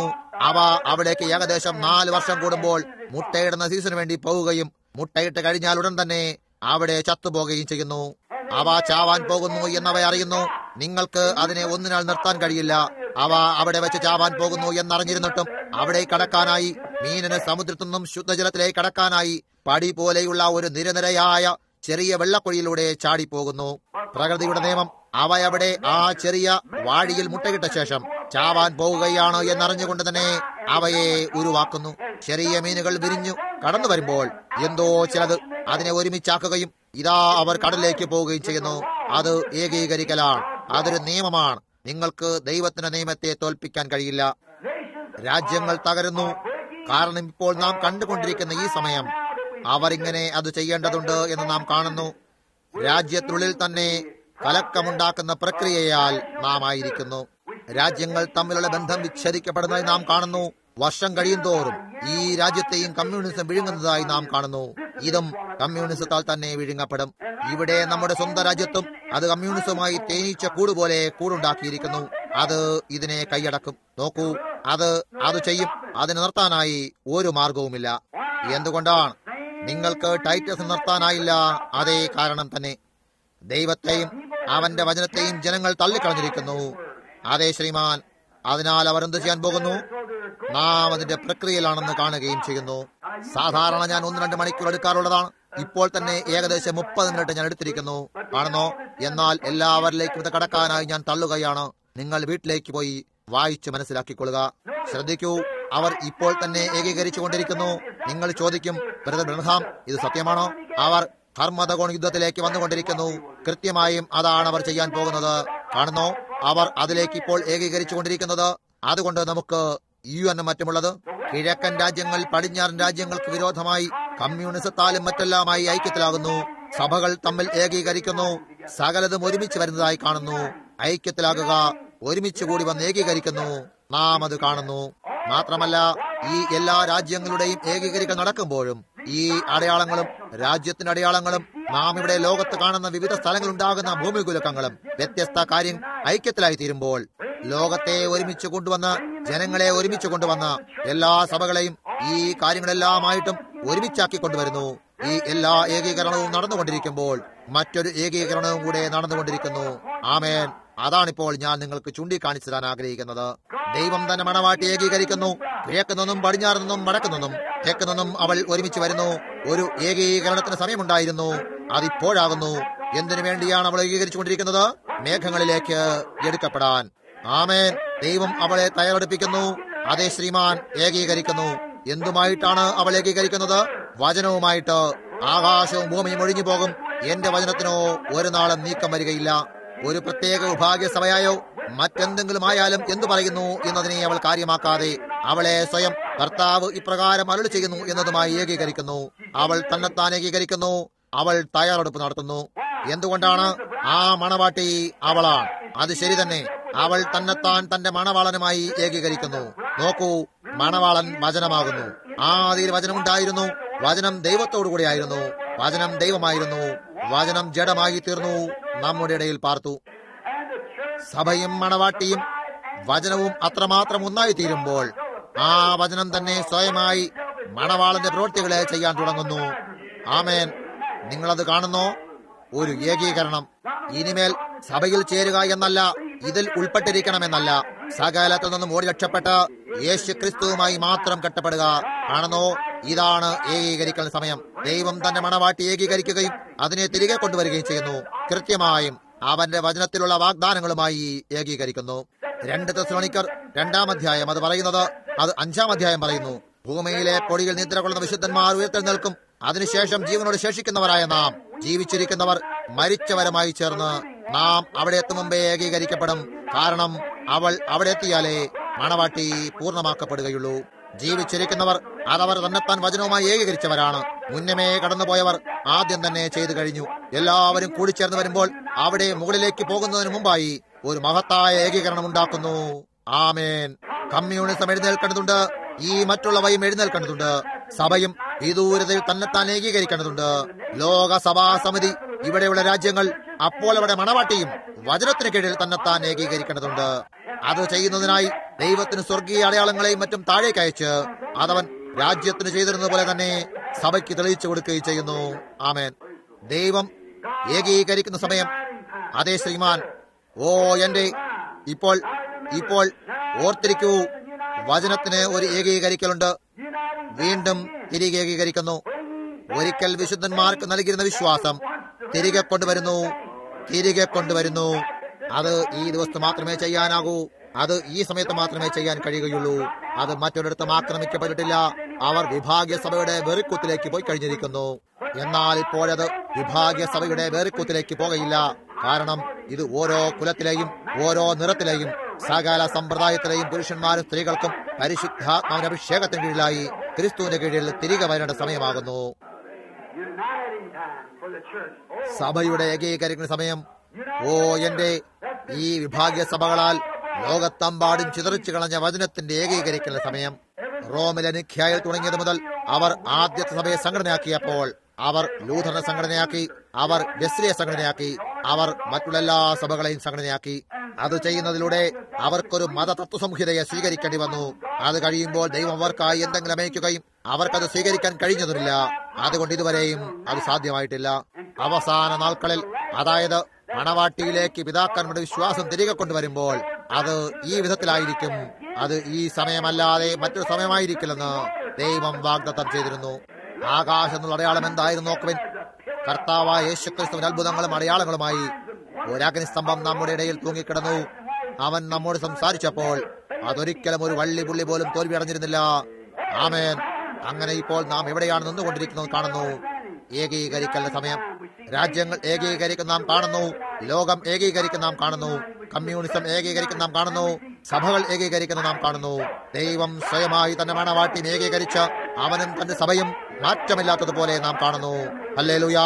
അവിടെയുള്ള പിരമിഡ് ആയിരുന്നതുപോലെ ശരിയാണ്. അവർ അന്യോന്യം ഏകീകരിക്കുന്നു. ദൈവം ഏകീകരിക്കുന്നു. എന്തുകൊണ്ടാണ്? ആദ്യ സഭ തുടങ്ങി മുൻപൊരിക്കലും ജനങ്ങളുടെ അഗ്നിസ്തംഭം ഉണ്ടായിരുന്നില്ല. മുൻപൊരിക്കലും ആദ്യ സഭാകാലം മുതൽ ഇന്ന് നാം കാണുന്ന കാര്യങ്ങൾ അവർ എപ്പോഴെങ്കിലും കണ്ടുണ്ടോ? ഇത് സാധ്യമായത് ദൈവം 7 മുദ്രകളെ തന്നിട്ട് അതിനാൽ ഒരു അടയാളം നമുക്ക് അയച്ചു തരികയും സ്വർഗത്തിൽ നിന്നും 7 ദൂതന്മാരെ അയച്ചതിനാലുമാണ്. അതുമൂലം വിഭാഗീയ സഭകളായി ചിതറിക്കിടന്നിരുന്ന ദൈവജനത്തെ നമുക്കായി കൂട്ടിക്കെട്ടി തരികയും അവന്റെ പരിശുദ്ധാത്മാവിനെ താഴെ കൊണ്ടുവരാനും കഴിഞ്ഞു. യേശു പറഞ്ഞു, നിങ്ങൾ എന്നിലും എന്റെ വചനം നിങ്ങളിലും വസിച്ചാൽ നിങ്ങൾ ഇച്ഛിക്കുന്നത് എന്തും അപേക്ഷിപ്പിൻ, അത് നിങ്ങൾക്ക് കിട്ടും. മണവാട്ടി തിരികെ വചനവുമായി, അത് ദൈവമാണ്, ഏകീകരിക്കുന്നു. സഭയും വചനവും, സഭയും മതവിശ്വാസവുമല്ല, സഭയും വചനവുമായി മണവാട്ടിയും വചനവും തമ്മിൽ ഏകീകരിക്കുന്നു. ഓ എന്റെ എന്തിനെ തിരികെ കൊണ്ടുവരുന്നു? മൂല പെന്തക്കോസ്ത് പിതാക്കന്മാരുടെ വിശ്വാസത്തിലേക്ക് നോക്കൂ. അത് ലൂഥറിന്റെ കൂട്ടുകാർ ചിതറിച്ചു കളഞ്ഞു. സ്വയം ലൂഥറല്ല, വെസ്ലിയുമല്ല, അതല്ല, ഈ മഹാന്മാരായ സ്ഥാപകന്മാരല്ല. അവർ കാഴ്ചയിൽ നിന്നും മാഞ്ഞു പോയപ്പോൾ ഒരു സഭ ഉയർന്നു വരികയും അവർ അത് എന്താണ് അവരോട് ചെയ്തത്? അതിൽ നിന്നും അവർ സംഘടനയെ രൂപപ്പെടുത്തി. അവർ മതവിശ്വാസത്തെയും മറ്റും സ്വീകരിച്ചപ്പോൾ അതിൽ നിന്നും അവർ വളരെ ദൂരമായി പോയി. ഇന്നവരെ നോക്കുവിൻ, അവർ ഇപ്പോൾ വേൾഡ് ചർച്ച് കൗൺസിലേക്ക് വന്നിരിക്കുന്നു. നിങ്ങൾ നോക്കൂ, ഈ അവസാന ദിവസങ്ങളിൽ മുൻപൊരിക്കലും സംഭവിച്ചില്ലാത്ത സംഭവങ്ങൾ നടക്കുന്നതായി നിങ്ങൾ കാണുന്നു. നോക്കൂ, അത് ദൈവത്തിന്റെ അടയാളവും ഈ ഏകീകരിക്കുന്ന അടയാളങ്ങൾ സമയത്തിന്റെ അടയാളങ്ങളുമായിട്ടാണ്. ഇപ്പോൾ അതിനെ വളരെ ശ്രദ്ധാപൂർവ്വം വീക്ഷിക്കാൻ ആഗ്രഹിച്ചിട്ട് നമുക്കത് മനസ്സിലായി എന്ന് തീർച്ചയാക്കാൻ ഞങ്ങൾ ആഗ്രഹിക്കുന്നു. പോയി കഴിയുമ്പോൾ വിഭാഗീയ സഭകൾക്ക് വേണ്ടി അവർ സത്യവചനത്തെ വിട്ടുകളഞ്ഞിട്ട് ദൈവവചനത്തെ എടുക്കുന്നതിന് പകരം വ്യത്യസ്തരായ മനുഷ്യരുടെ അഭിപ്രായങ്ങളെയും മതവിശ്വാസങ്ങളെയും സ്വീകരിക്കുന്നു. വെളിപ്പാട് 10 പറയുന്നു, 7-ാം ദൂതന്റെ സന്ദേശം. ഇപ്പോൾ ഓർക്കൂ, അത് 7 കാഹളങ്ങളുടെ സമയത്താണ്. അവിടെ 7 ദൂതന്മാർ 7 കാഹളങ്ങൾ ഊതുന്നു. അവിടേക്കാണ് നാം അടുത്ത് വരാൻ പോകുന്നത്. എന്നാൽ ഓർക്കുക, അവിടെ അത് വളരെ വ്യക്തമായി പറയുന്നത് ദൂതന്റെ 7-ാം കാഹള ദൂതനെന്നല്ല, 7-ാമത്തെ ദൂതന്റെ സന്ദേശമെന്നാണ്. നോക്കൂ, സന്ദേശദൂതനാണ്, കാഹളമൂതുന്ന ദൂതനല്ല. നോക്കൂ, ആ 7-ാം ദൂതൻ ദൂതനാണ് കാഹളമൂതുന്നത്. എന്നാൽ ഇത് പറയുന്നത് 7-ാം സഭാകാലത്തിന്റെ ദൂതന്റെ നാൾക്കളിൽ. നോക്കൂ, അവന്റെ സന്ദേശം അവസാനിക്കുമ്പോൾ നോക്കൂ, അത് സഭാകാലത്തേക്കുള്ള സന്ദേശമാണ്. ഈ സമയത്ത് അത് കഴിയുമ്പോൾ അവൻ സന്ദേശം കാഹളമല്ല, ദൈവത്തിന്റെ മർമ്മം വചനത്തിൽ എഴുതപ്പെട്ടിരിക്കുന്നത് പൂർത്തിയാകും. ഇപ്പോൾ നാം ഏത് കാലത്തിലാണ് ജീവിക്കുന്ന നോക്കുവിൻ. ആ മുദ്രകളിലേക്ക് നോക്കി ചിതറിപ്പോയിരുന്ന ദൈവത്തിന്റെ വചനം എങ്ങനെയാണ് വലിച്ചു കൊണ്ടുവന്നതെന്ന് കാണുവിൻ. ലൂഥറും മറ്റുള്ളവരും ആ മഹത്തായ മതപരിഷ്കർത്താക്കളും മുന്നോട്ട് പോയിട്ട് നേരെ തിരികെ കൊണ്ടുവന്ന് അത് ബൈബിളിൽ നിന്നും കാണിക്കുന്നു. അവർ എവിടെയായിരുന്നു? ഓരോരുത്തരും അവരുടേതായ സ്ഥാനത്തായിരിക്കുന്നു. അവൻ ചെയ്തത് എന്താണ്? ആ സഭയ്ക്ക് എന്ത് സംഭവിച്ചു? അവൻ ചെയ്തതെന്താണ്? അപ്പോൾ സഭയ്ക്ക് എന്താണ് സംഭവിച്ചത്? ആ കാര്യങ്ങളെല്ലാം അവൻ വിട്ടുകളഞ്ഞിരുന്നു. അതിനുശേഷം അവസാന ദിവസത്തിൽ അതിനെക്കുറിച്ച് യാതൊന്നും തന്നെ നാം അറിയാതിരിക്കുമ്പോൾ ചില കാര്യങ്ങൾ സംഭവിക്കുമെന്ന് മുൻകൂട്ടി പറയുകയും ദിനപത്രങ്ങൾ പോലും അത് പ്രസിദ്ധീകരിച്ചിരിക്കുന്നു. പിന്നെയും കടന്നു വന്ന് മുഴുവൻ മർമ്മത്തെയും ഒരുമിച്ച് കൂട്ടിക്കെട്ടി വെളിപ്പെടുത്തി തന്നു. ആമേൻ സഹോദര, അതെനിക്ക് ഉത്കൃഷ്ടമാകുന്നു. അത് എന്നെ സംബന്ധിച്ച് വചനത്തിന്റെ നിരയിലാകുന്നു. ആമേൻ. എന്താണെന്ന് ഞാൻ കാര്യമാക്കുന്നില്ല. ജനങ്ങൾ എന്തു പറയുന്നു എന്നോ ചിന്തിക്കുന്നു എന്നോ ഞാൻ കാര്യമാക്കുന്നില്ല. ശരി, എന്നാൽ എന്നെ സംബന്ധിച്ചിടത്തോളം അത് സത്യമാകുന്നു. ബാബിലോണിൽ നിന്നും വന്ന ആ വിദ്വാൻമാരെ പോലെ അവർ അലറി വിളിച്ചു, അവനെവിടെ? യഹൂദന്മാരുടെ രാജാവായി പിറന്നവനെവിടെ? അവനിപ്പോൾ ഭൂമിയിലുണ്ട്. ഞങ്ങൾക്ക് അവനെ കണ്ടുപിടിക്കണം. അത് ശരിയാണ്. അവന്റെ വരവ് അത്രയേറെ ആസന്നമായിരിക്കുന്നതിനാൽ എനിക്കിത് പറയാൻ സാധിക്കും. അതെനിക്കും പറയാൻ സാധിക്കുമെന്ന് ഞാൻ വിശ്വസിക്കുന്നു. ഇതാ മണവാളൻ വരുന്നു. ആ അർദ്ധരാത്രിയുടെ വിളി ഞാൻ കേൾക്കുന്നു. ആമേൻ. നാം സമയത്തിന്റെ അവസാനത്തിങ്കലാകുന്നു. ഓ എന്റെ, ആ സമയത്താണ് നാം ജീവിക്കുന്നത്. ശ്രദ്ധിക്കൂ, കാണുന്നു, എന്തൊരു ദിവസം നാം ജീവിക്കുന്നത്, എന്തൊരു സമയത്താണ്. ദൈവത്തിന്റെ മഹത്തായ രഹസ്യം അവസാനിച്ചിരിക്കുന്നു. ദൈവത്വത്തിലേക്ക് കൊണ്ടുവരപ്പെട്ട് അത് എന്താകുന്നു എന്ന് കാണിച്ചിരിക്കുന്നു. ഈ ചെറിയ ദിവസങ്ങളെല്ലാം എങ്ങനെയാണ് അവൻ നിന്നും കടന്നു വന്ന് അവനെ ഇതാക്കി, ചിലർ അവനെ അതാക്കി, ചിലർ അവനെ മറ്റേതാക്കി. കർത്താവിന്റെ ദൂതൻ ഇറങ്ങി വന്ന് അവരുടെ എല്ലാ ഇസങ്ങളെയും കൂട്ടിച്ചേർത്ത് അതിൽ നിന്നും സത്യത്തെ പുറത്തേക്ക് വലിച്ച് അവതരിപ്പിച്ചിരിക്കുന്നു. അത് അവിടെയായി അതിനാകാൻ കഴിയുന്നതിൽ കൃത്യമായിട്ടായിരിക്കുകയും മറ്റ് ഏതൊരു വിധത്തിലുമാകാൻ കഴിയാതെയും ഇരിക്കുന്നു. അവൻ എന്താകുന്നുവോ അതവിടെയാകുന്നു. നോക്കൂ, സർപ്പത്തിന്റെ സന്തതിയും മറ്റുമുള്ള ഈ എല്ലാ വ്യത്യസ്തമായ കാര്യങ്ങളും ജനങ്ങളുടെ എത്രമാത്രം നിഗൂഢമായി കിടന്നിരുന്നു. കാണുന്നോ? എന്താണത്? അവനുണ്ടായിട്ട് ഇത് എന്തിന്റെ അടയാളമാണ്? ഏകീകരിക്കലിന്റെ. മലാഖി 4 അവൻ എന്താണ് പറഞ്ഞിരിക്കുന്നത്? മടക്കിത്തരും. മൂല പെന്തക്കോസ്ത് വിശ്വാസം മടക്കിത്തരും. അതേ പെന്തക്കോസ്തിന്റെ സന്ദേശത്തിലേക്ക്, അതേ പെന്തക്കോസ്തിന്റെ അടയാളം, അതേ പെന്തക്കോസ്തിന്റെ തെളിവിലേക്ക് ജനങ്ങളെ തിരികെ കൊണ്ടുപോകും. അതേ ദൈവം, അതേ ശക്തി, അതേ ഉപദേശം, സകലതും കൃത്യമായിട്ടും ദമാസ്കസിന്റെ വഴിയിൽ വെച്ച ശൗലിനെ സന്ധിച്ച് നിലത്തു വീഴ്ത്തിയ അതേ അഗ്നിസ്തംഭത്തിന്റെ തെളിവുമായി നമ്മുടെ ഇടയിലായിരുന്നു കൊണ്ട് അവൻ ആ ദിവസത്തിൽ ചെയ്തിരുന്ന അതേ കാര്യങ്ങളെ ചെയ്യുന്നു. ഏകീകരിക്കൽ. രാജ്യങ്ങൾ ഏകീകരിക്കുന്നു നാം കാണുന്നു. ലോകം ഏകീകരിക്കുന്നു നാം കാണുന്നു. സഭകൾ ഏകീകരിക്കുന്നു നാം കാണുന്നു. മണവാട്ടി ഏകീകരിക്കുന്നു നാം കാണുന്നു. വചനവുമായി ഏകീകരിക്കുന്നു. എന്തുകൊണ്ടാണ്? വചനം ദൈവമാകുന്നു. മാത്രമല്ല, വചനമായിരിക്കെ മണവാളനെ പോലെയും വചനത്തെ കേൾക്കുന്നവളായ മണവാട്ടിയും അവർ ഐക്യത്തിൽ ഒരുമിച്ച് വരുന്നു. ഒരു കല്യാണം പോലെ അവർ ഏകീകരിക്കുന്നു. നോക്കൂ, അവർ ഒരു കല്യാണത്തിനായി തയ്യാറെടുക്കുന്നു. അവർ ഒന്നായി തീരും. വചനം നിങ്ങളായി മാറുകയും നിങ്ങൾ വചനമായി മാറുകയും ചെയ്യുന്നു. യേശു പറഞ്ഞു, അന്നാളിൽ നിങ്ങൾ അറിയും, പിതാവിലുള്ളതെല്ലാം എന്നിലുള്ളതെല്ലാം നിങ്ങളിലും നിങ്ങളെല്ലാം എന്നിലും, അതായത് ഞാൻ എന്റെ പിതാവിലും നിങ്ങൾ എന്നിലും ഞാൻ നിങ്ങളിലുമെന്ന് അന്ന് നിങ്ങൾ അറിയും. കാണുന്നു, ആ ദിവസം. ഏത് ദിവസം? ഈ ദിവസത്തിൽ ദൈവത്തിന്റെ മറഞ്ഞിരുന്ന മഹത്തായ മർമ്മങ്ങൾ വെളിപ്പെട്ടിരിക്കുന്നത് നാം കാണുന്നു. ഓ, ഞാൻ അതിനെ എങ്ങനെ ഇഷ്ടപ്പെടുന്നു. ഓ, ശാസ്ത്രവും വചനവും തമ്മിൽ അവർ ഇന്ന് ചെയ്യുന്നത് പോലെ താരതമ്യം ചെയ്യാൻ കഴിയാത്തത് എങ്ങനെയെന്ന് ശ്രദ്ധിക്കുവിൻ. അവർക്കത് പണ്ട് ചെയ്യാൻ കഴിഞ്ഞില്ല. ഇപ്പോഴും അവർക്കത് ചെയ്യാൻ കഴിയുന്നില്ല. ശ്രദ്ധിക്കൂ, അവൻ പറഞ്ഞു, ആകാശത്തിന്റെ അടയാളങ്ങൾ, ആകാശത്തിലെ അടയാളങ്ങൾ, ശാസ്ത്രവും രാജ്യത്തിന്റെ അടയാളങ്ങളും. അവർക്കിന്ന് ആകാശത്തിന് മഹത്തായ അടയാളം കിട്ടിയിട്ടുണ്ട്. അവർക്ക് ബഹിരാകാശ ശാസ്ത്രജ്ഞന്മാരും മറ്റെല്ലാം ഉണ്ട്. ഈ ബഹിരാകാശ ശാസ്ത്രജ്ഞന്മാർ ലോകശാസ്ത്രത്തിന് എന്താണ് കൊടുക്കുന്നത്? അതവർക്ക് ഭയത്തെ കൊണ്ടുവരുന്നു. ഈ ബോംബുകളെയും മറ്റും വർഷിക്കും പോലെ എപ്പോഴാണ് അങ്ങനെയുള്ള ചിലത് അവർ മുകളിലേക്ക് അയക്കുന്നതെന്ന് അവർക്കറിഞ്ഞുകൂടാ. പിന്നെ നാം അവശേഷിക്കില്ല. കാണുന്നോ, ഇപ്പോൾ അവർക്ക് കിട്ടിയിരിക്കുന്ന അടയാളം അതാണ്. ആകാശത്ത് ഭയാനകമായ കാഴ്ചകൾ കാണുന്നോ. അവർക്ക് കിട്ടിയിരിക്കുന്നതോ ആറ്റോമിക് മിസൈലുകളും മറ്റെല്ലാ വിധത്തിലും തരത്തിലുമുള്ള അടയാളങ്ങളാണ്. കഴിഞ്ഞ ദിവസം അവരവിടെ വെച്ചാണ് ഇനി മുതൽ അവിടെ വെച്ചൊരു ബോംബും പൊട്ടിക്കുന്നതല്ല എന്ന കരാറിൽ ഏർപ്പെട്ടത് നിങ്ങൾ കണ്ടു. എന്നാൽ ഇപ്പോൾ എപ്രകാരം പരീക്ഷിച്ചിരുന്നോ അതേ വിധത്തിൽ തന്നെ അവർ വെള്ളത്തിനടിയിലും ഭൂമിക്ക് കീഴെ വെച്ചും പരിശോധിക്കുന്നു. കാണുന്നോ, അവർ ഒരു കരാറിൽ ഏർപ്പെട്ടു. ഞങ്ങൾ ഇത് ചെയ്യില്ല, നിങ്ങൾ അത് ചെയ്യരുതെന്ന് നിങ്ങളോട് പറഞ്ഞാലോ ഞങ്ങൾ വീട്ടിലേക്ക് തിരികെ പോയി അതിന് ഞങ്ങൾ ഈ വിധത്തിൽ ചെയ്യുമെന്നും നിങ്ങൾ എപ്രകാരം അവിടെ ചെയ്തിരുന്നത് അങ്ങനെ തന്നെ ചെയ്യുമെന്ന് ഞങ്ങൾ അറിയുന്നു. കാണുന്നു, അതിലൊരു കാര്യവുമില്ല. അത് വെറും അവിടെ അവർക്ക് തമ്മിൽ വിശ്വാസമില്ല. മാത്രമല്ല യാതൊന്നും തന്നെയില്ല. നിങ്ങൾക്കും കഴിയും. കാണുന്നു, എല്ലാവരും മറ്റേയാളിനാൽ ഭയപ്പെടുന്നു. അതൊരു ഭയാനകമായ അടയാളമാകുന്നു. ശാസ്ത്രവും മനുഷ്യനും രാജ്യങ്ങളും ആകാശങ്ങളിൽ ഭയാനകമായ ഒരു അടയാളത്തെ ഉൽപ്പാദിപ്പിച്ചു. അത് കൃത്യമായും ശരിയാണ്. ഇപ്പോൾ ഒരാൾ മറ്റേയാളിനെ ഭയക്കുന്നു. ആകാശത്തിൽ ഒരു അടയാളം നൽകിയിരുന്നു. നോക്കൂ, ഇപ്പോൾ അവർക്കും ആകാശത്തിൽ ഒരു അടയാളം ലഭിച്ചിരിക്കുന്നു. ഒരു ഭയാനകമായ അടയാളം. ഒരു ബഹിരാകാശ യാത്രികന്റെ ഉള്ളിൽ ഒരു മനുഷ്യൻ ഒരുപക്ഷെ അതൊരു ആറ്റോമിക് മിസൈലായിട്ട് നിലത്തേക്കിട്ടാൽ ലോകം മുഴുവൻ നശിപ്പിക്കാം. ഒരു ബഹിരാകാശ യാത്രികനായി എഴുന്നേറ്റിട്ട് അവിടെ തന്നെ നിൽക്കുകയാണ്. അത് ചെയ്യുന്നത് തടുക്കാനായി അവരുടെ പക്കൽ യാതൊന്നുമില്ല. അവർക്കത് ചെയ്യാനാകും എന്നത് തീർച്ചയാണ്. അവർ ആഗ്രഹിക്കുന്ന ഏത് സമയത്തും അവർക്കത് ചെയ്യാം. അവർ ആഗ്രഹിക്കുന്നെങ്കിൽ ഇപ്പോൾ മുതൽ 15 നിമിഷത്തിനുള്ളിൽ അവർക്കത് അവളെ പൂഴിയാക്കി തീർക്കാം. എന്നാൽ അപ്പോൾ ഒരാളിന് എന്ത് ചെയ്യാൻ കഴിയും? മറ്റേയാളും അതേ വിധത്തിൽ തന്നെയാകുന്നു. അതിനാൽ നിങ്ങൾ നോക്കിയാൽ അവർക്കൊരു അടയാളം ലഭിച്ചിരിക്കുന്നു. എന്നാൽ ആ വിധത്തിൽ അടയാളം അവരെ ഭയപ്പെടുത്തുന്നു. അവരുടെ അധികാരങ്ങളെ ഒരുമിച്ചാക്കി അവർ അന്യോന്യം ഏകീകരിക്കുന്നു. സ്വതന്ത്ര ലോകം അവർ തങ്ങളുടെ അധികാരങ്ങൾ ഏകീകരിക്കുന്നു. കമ്മ്യൂണിസം അവരുടെ അധികാരത്തെ ലക്ഷ്യമായി ഏകീകരിക്കുന്നു. എല്ലാവരും. എന്നാൽ ഓരോരുത്തരും മറ്റേയാളിനെ ഭയക്കുന്നു. നോക്കൂ, അതൊരു ഭയാനകമായ അടയാളമാണ്. അത് ശരിയാണ്. അതെല്ലാം രാജ്യത്തിന്റെ അടയാളങ്ങൾ മറ്റുമാകുന്നു. എന്നാൽ ഒരു സ്വർഗീയ അടയാളം അത് പഴയ നിയമത്തിലുണ്ടായിരുന്നു. ദമാസ്കസിലേക്ക് പോകുമ്പോൾ അവൻ വഴിയിൽ വെച്ച് ശൗലിനെ സന്ധിച്ചത് അവനായിരുന്നു. അഗ്നിസ്തംഭത്തിന്റെ രൂപത്തിൽ സഭ യേശു ക്രിസ്തുവിനെ കൈപ്പറ്റിയിരിക്കുന്നു. ഒരു ബഹിരാകാശ യാത്രി. ആമേൻ. അതെ, യേശു തന്നെ ഇന്നും ഇവിടെയായിരിക്കുന്നു. അത് ചെയ്യുന്നത് എന്താണ്? അത് ഭയത്തെ കൊണ്ടുവരുമോ? ഒരാൾ മറ്റേയാളുമായി ഏകീകരിക്കുന്ന സ്നേഹത്തെ അത് കൊണ്ടുവരുന്നു. ആമേൻ. ഒരാളിന് വേണ്ടി മറ്റേയാളിന് തോന്നലുണ്ടാകുന്നു. അത് ദൈവസ്നേഹത്തെ കൊണ്ടുവരുന്നു.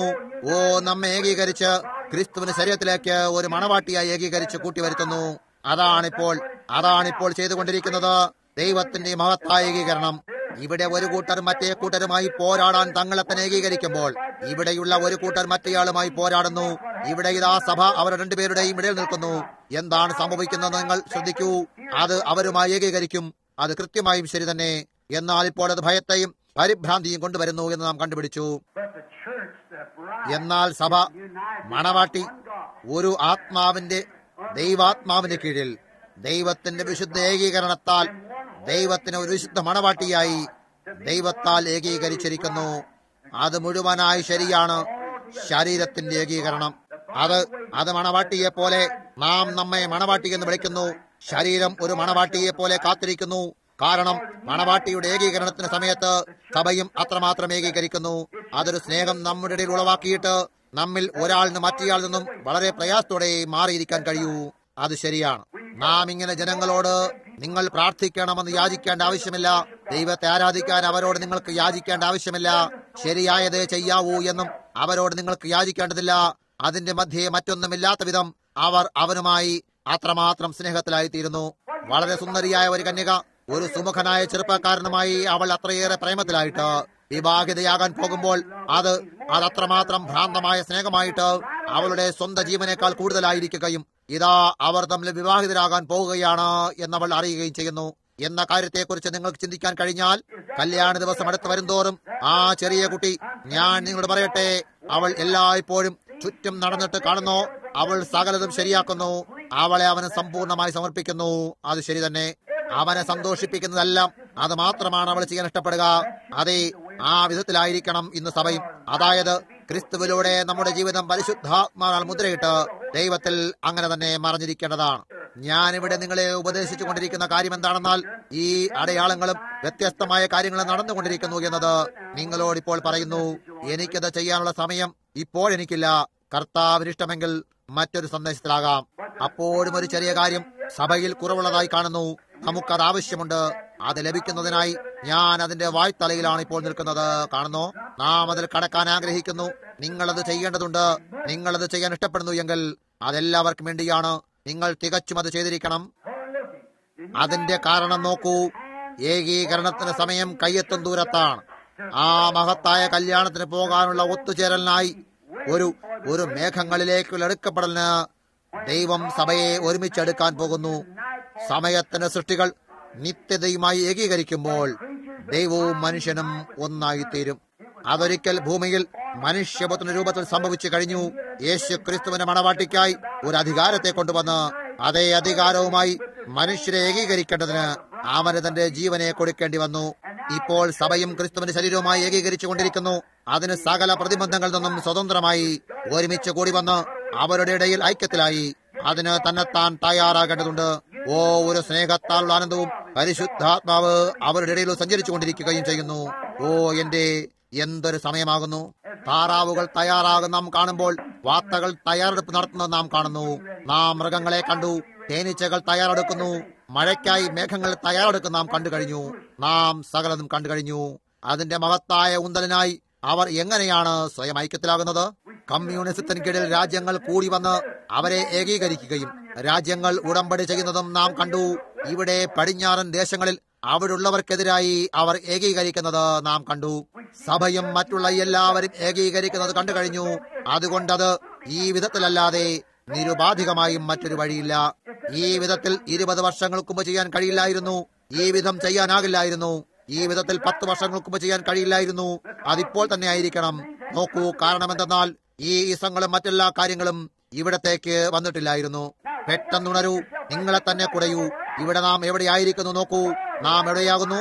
ആ വിദ്വാൻമാരെ നോക്കുവിൻ. നാം അവന്റെ വചനവുമായി നിരയിലാകുന്നു. നമ്മുടെ പാതയിൽ കർത്താവിന് വെളിച്ചം പ്രകാശിച്ചു കൊണ്ടിരിക്കുന്നു. മഹോന്നതങ്ങളിലെ ദൈവത്തിന്റെ മഹത്വം നമ്മെ സ്നേഹിക്കുകയും ഈ ഇടത്തേക്ക് കൂട്ടിക്കൊണ്ടുവരികയും യേശു ക്രിസ്തുവിനെ നമുക്ക് നൽകുകയും ചെയ്ത ദൈവം മഹത്വപ്പെടട്ടെ. അവന്റെ രക്തത്തിന് വില കൊടുത്തു വാങ്ങിയ അവന്റെ ജനങ്ങളാകുന്നു നമ്മൾ. നാം നോക്കിക്കൊണ്ടിരിക്കുന്ന ഏകീകരിക്കൽ സമയം വരുമ്പോൾ അവന്റെ ആത്മാവിന്റെ ബന്ധനത്താൽ നാം അന്യോന്യം ഐക്യപ്പെടുന്നത് പോലെ അവന്റെ ആത്മാവിനാണ് സത്യമാണോ? തീർച്ചയായും അതവന്റെ ആത്മാവാകുന്നു. അതെന്തുകൊണ്ടാണ്? അതവന്റെ വചനമാകുന്നു. അവനത് വചനത്തിന്റെ ആത്മാവാകുന്നു. വാഗ്ദത്തം ചെയ്യപ്പെട്ട ആ ആത്മാവ് നിങ്ങളുടെ മേൽ വരികയും ഇവിടെ തന്നെ സമർത്ഥിച്ചുകൊണ്ട് സ്വയം പ്രകടമാക്കുകയും ചെയ്യുന്നു. അത് അതേ ആത്മാവ് തന്നെയല്ലേ? മോശയോടുകൂടെ വനാന്തരത്തിൽ ഇരുന്നവൻ അതായിരുന്നു. അത് യേശു ക്രിസ്തുവിന്മേലായിരുന്നവനായിരുന്നു. ദമാസ്കസിലേക്ക് പോകുമ്പോൾ ശൗലിനെ സന്ധിച്ചവൻ അതവനായിരുന്നു. അവൻ ഇന്നലെയും ഇന്നും എന്നേക്കും അനന്യനാകുന്നു. അതേ കാര്യം തന്നെ ചെയ്യുന്നു. രാജ്യങ്ങൾ ഒരുമിച്ച് വരുന്നത് നാം കാണുന്നു. സഭാധ്യക്ഷന്മാർ ഒരുമിച്ച് വരുന്നത് നാം കാണുന്നു. കമ്മ്യൂണിസം ഒരുമിക്കുന്നത് നാം കാണുന്നു. ഇസങ്ങൾ ഏകീകരിക്കുന്ന നാം കാണുന്നു. നാം ഈ കാര്യങ്ങളെല്ലാം കാണുന്നു. ഇപ്പോൾ മണവാട്ടി വചനവുമായി ഏകീകരിക്കുന്ന നാം കാണുന്നു. എന്റെ യേശു ക്രിസ്തുവിനോടൊപ്പം ഏകീകരിച്ചുകൊണ്ട് നിത്യതയിലേക്ക് പോകേണ്ടതിന് വിശുദ്ധന്മാർ ഉയർത്തെഴുന്നിട്ട് ജീവിച്ചിരിക്കുന്നവരുമായി ഏകീകരിക്കേണ്ട സമയമാകുന്നു. ഓരോരുത്തരെയും ദൈവം ഇന്ന് രാത്രി ക്രിസ്തുവുമായി ഏകീകരിക്കാൻ സഹായിക്കട്ടെ. നമുക്കുള്ള സകലതും, നമ്മിലുള്ള മുഴുവനും, നമ്മുടെ പ്രാണനും ശരീരവും മനസ്സും യേശു ക്രിസ്തുവിന് അടിയറവ് വയ്ക്കുകയും ആ ഏകീകരിക്കപ്പെടുന്ന സമയത്തിനായി നോക്കുകയും ചെയ്യാം. ഇനി കാലമുണ്ടാകുകയില്ലെന്ന് ദൈവത്തിന്റെ കാഹളം മുഴങ്ങുമ്പോൾ നിത്യതയുടെ പ്രഭാതം പ്രശോഭിതവും അഴകുമായി പൊട്ടിവിടരും. ക്രിസ്തുവിൽ മരിച്ചവർ ഉയർത്തെഴുന്നേറ്റ് ജീവനോടെ ശേഷിക്കുന്ന മണവാട്ടിയുമായി അങ്ങേക്കരയിൽ കൂടി വന്ന് മേഘങ്ങളിലേക്ക് ഒരുമിച്ച് എടുത്തുകൊണ്ടുപോകും. ഏകീകരിക്കലേക്ക് നോക്കൂ. ദൈവം സഭയെ തന്നെ വചനമായും വചനത്തെ സഭയോടും അവർ രണ്ടും ഒരുപോലെ ആകേണ്ടതിനെ ഏകീകരിക്കുന്നു. ഇത് പറയുക, അങ്ങനെ സംഭവിക്കും. ഇത് ചെയ്യുക, അത് സംഭവിക്കും. അതാണിത്. ഇത് നിങ്ങളുടെ മുന്നിലുള്ളത് ഞാനാണ്. ഇത് തെളിയിക്കുന്നത് ഞാനാണ്. ഇത് ഞാനാണ് നിങ്ങളോടൊപ്പമുള്ളത്. ശരി, കാഹളം ധ്വനിക്കുമ്പോൾ അവിടെ പിന്നിലുള്ള നിദ്രാപിച്ച വിശുദ്ധന്മാർ കടന്നു വരാനുള്ള സമയമായ നാം കണ്ടു. അവർക്ക് നമ്മെ കൂടാതെ പൂർണ്ണത പ്രാപിക്കാൻ കഴിയുകയില്ല. അവർ നമ്മുടെ മേലാണ് ആശ്രയം വെച്ചിരിക്കുന്നത്. എബ്രായർ 11. അവർ ഏകീകരിച്ചു വരുമ്പോൾ അവർ ജീവനോടെ ശേഷിച്ചിരിക്കുന്നവരുമായി ഏകീകരിക്കപ്പെടും. സഭ വചനവുമായി ഏകീകരിക്കുന്നു. പിന്നീട് സഭയും വചനവും തമ്മിൽ തമ്മിൽ വരാനിരിക്കുന്നവരുമായി ഏകീകരിക്കുന്നു. നിദ്ര പ്രാപിച്ച വിശുദ്ധന്മാരും ജീവനോടെ ശേഷിക്കുന്ന വിശുദ്ധന്മാരും ഒന്നായി ഏകീകരിക്കും.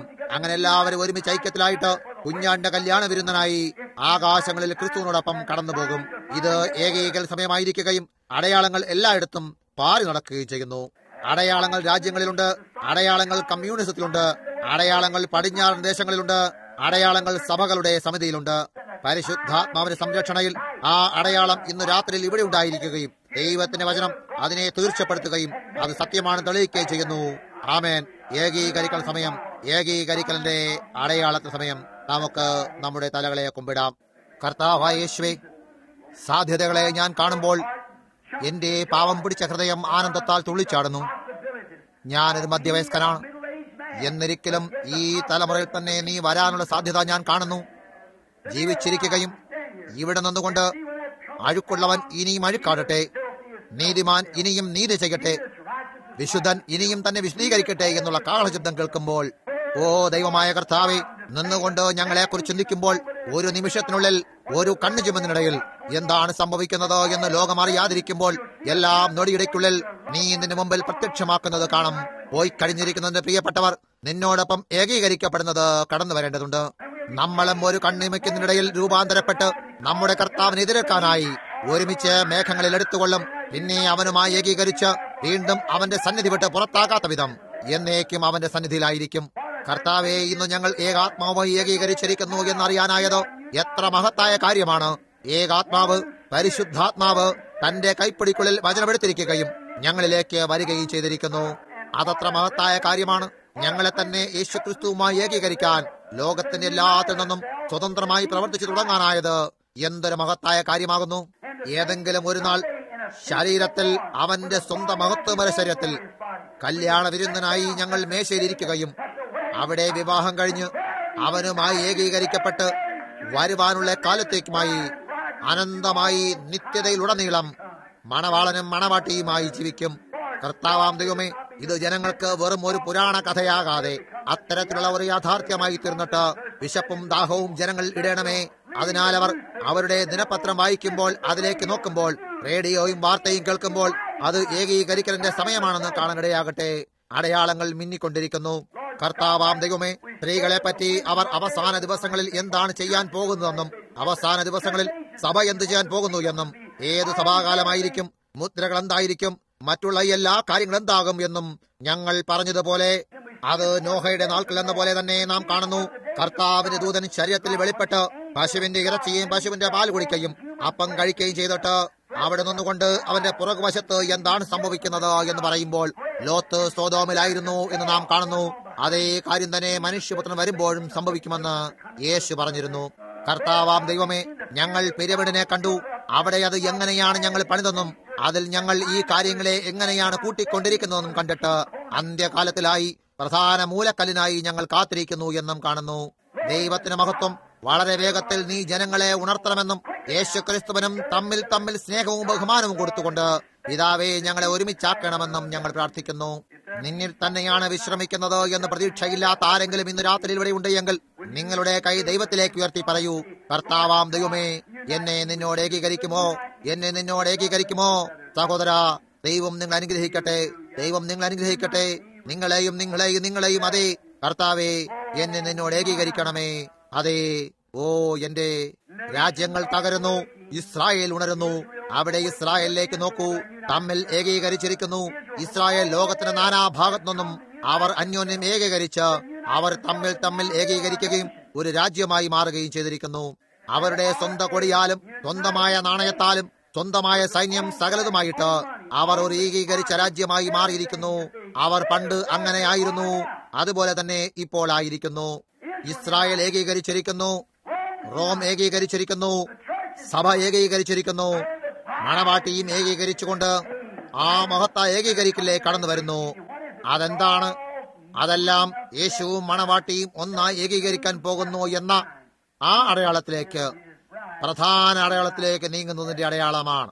പിതാവാം ദൈവമേ, ഈ ജനങ്ങൾക്കായി ഞാൻ ചോദിച്ച അനുഗ്രഹങ്ങളെ അനുവദിക്കുകയും ആത്മാവിലും ഹൃദയത്തിലും ഞങ്ങൾ നിന്നോട് ഏകീകരിച്ച് വരാനിടയാകട്ടെ. അത് ആഗ്രഹിച്ചിട്ടാണല്ലോ അവർ അവരുടെ കൈകളെ ഉയർത്തിയത്. കർത്താവായ ദൈവമേ, ഞങ്ങളെ ശുദ്ധീകരിച്ച് ഞങ്ങളെ നിന്റേതാക്കണമേ. ഇതനുവദിക്കണമേ പിതാവേ. അത് മാത്രമേ ഞങ്ങൾക്കറിയൂ, ചെയ്യാനാവുകയുള്ളൂ. അന്ന് നീ ഇങ്ങനെ പറഞ്ഞു, ഞങ്ങൾ ചോദിക്കുന്ന കാര്യത്തിൽ വിശ്വസിച്ചാൽ അത് ഞങ്ങൾക്ക് ലഭിക്കും. അതിലേക്ക് ഞാൻ നോക്കുന്നു. കർത്താവേ, ഞാൻ യേശുക്രിസ്തു നാമത്തിൽ നിനക്ക് നന്ദി അർപ്പിക്കുന്നു. ആമേൻ. ഞാൻ അവനെ സ്നേഹിക്കുന്നു. ഞാൻ അവനെ സ്നേഹിക്കുന്നു.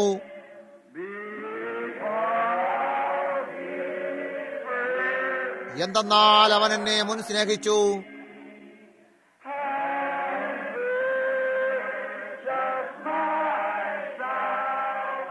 എന്റെ രക്ഷയെ വിലയ്ക്ക് വാങ്ങി. കാൽവരി മരത്തിന്മേൽ. ആമേൻ. ഓ എന്റെ ഇതാ മണവാളൻ വരുന്നു. ഞാൻ ആ അർദ്ധരാത്രി വിളി കേൾക്കുന്നു. നാമെല്ലാം വിധേയമാക്കാതിരുന്നാൽ നാമെല്ലാം ഒരു ആർപ്പ് വിളിയോടെ മുകളിലേക്ക് പോകും. അവനെ നാം ആകാശത്തിൽ സന്ധിക്കും. എന്റെ സഹോദര, ശ്രദ്ധിച്ച് പ്രാർത്ഥിക്കൂ. മറ്റൊരുവൻ നിങ്ങളുടെ കിരീടം എടുക്കാതിരിക്കട്ടെ. കാരണം ശീതോഷ്ണവാനും പിന്മാറ്റക്കാരനും വിവാഹമേലങ്കി ധരിക്കയില്ല. അത് ശരിയാണ്. നമുക്ക് ഈ അർദ്ധരാത്രി വിളിക്കായി തയ്യാറെടുക്കാം. അത് നിങ്ങൾ ചിന്തിക്കാത്ത നാഴികൾ കടന്നു വരും. ഒരാർപ്പ് വിളി ഉണ്ടാകും. അവിശ്വാസികളുടെ ലോകത്തേക്കല്ല, അത് രഹസ്യമായിരിക്കും. എന്നാൽ വിശ്വാസികൾ ഇതിനായി നോക്കിയിരിക്കുന്നവർ. ആ നക്ഷത്രങ്ങൾ നിരയിൽ വരുന്നത് നിങ്ങൾ കാണുന്നോ? അത് എന്താണ് ഉളവാക്കിയത്? അത് ആദ്യ തവണ ഉളവാക്കിയതുപോലെ തന്നെ. നോക്കൂ, നാം ഇവിടെ എത്തിച്ചേർന്നിരിക്കുന്നു. ആ അടയാളങ്ങൾ വന്നുകൊണ്ടിരിക്കുന്നു. അവന്റെ അനുഗ്രഹീതമായ വരവന്റെ അടയാളങ്ങൾ നാം കാണുന്നു. ഇപ്പോൾ ഇതാ അത്തിരകൾ പച്ചയായി തീർന്നിരിക്കുന്നു. രാജ്യത്തിന് സുവിശേഷം ഓരോ രാജ്യത്തിലേക്കും പോയിരിക്കുന്നു. നാം അടുത്തായിട്ട് അവസാനം കാണാൻ കഴിയുന്നു. അതുകൊണ്ട് ആനന്ദത്തോടെ ദൂരത്തായി അവന്റെ അനുഗ്രഹീതമായ വരവിന്റെ ഘോഷണം നാം കേൾക്കും. അത് ശരിയല്ലേ? ഓ, അവന്റെ അനുഗ്രഹീതമായ വരവൻ സന്ദേശത്തിന്റെ ഘോഷണം. അതാണ് നമുക്കും ചെയ്യാനുള്ളത്. ഓരോരുത്തരോടും പറയൂ, തയ്യാറാകുക, ദൈവത്തെ സന്ധിക്കാനായി തയ്യാറെടുക്കുക. ആമേൻ. ഞാൻ അവനെ സ്നേഹിക്കുന്നു. ഓ, എങ്ങനെ ഞാൻ അവനെ സ്നേഹിക്കുന്നു. ഇപ്പോൾ നമുക്ക് എഴുന്നേറ്റ് നിൽക്കാം. നാം ഒരാൾ മറ്റേയാളിനെ ക്ഷണിച്ചുകൊണ്ട് ചുറ്റിനുമായി ആരോടെങ്കിലും കൈപിടിച്ച് കുലുക്കിക്കൊണ്ട് പറയാം, നാം വീണ്ടും കണ്ടുമുട്ടോളം. ഇപ്പോൾ കൈപിടിച്ച് കുലുക്കൂ. നാം കണ്ടുമുട്ടുമ്പോളം.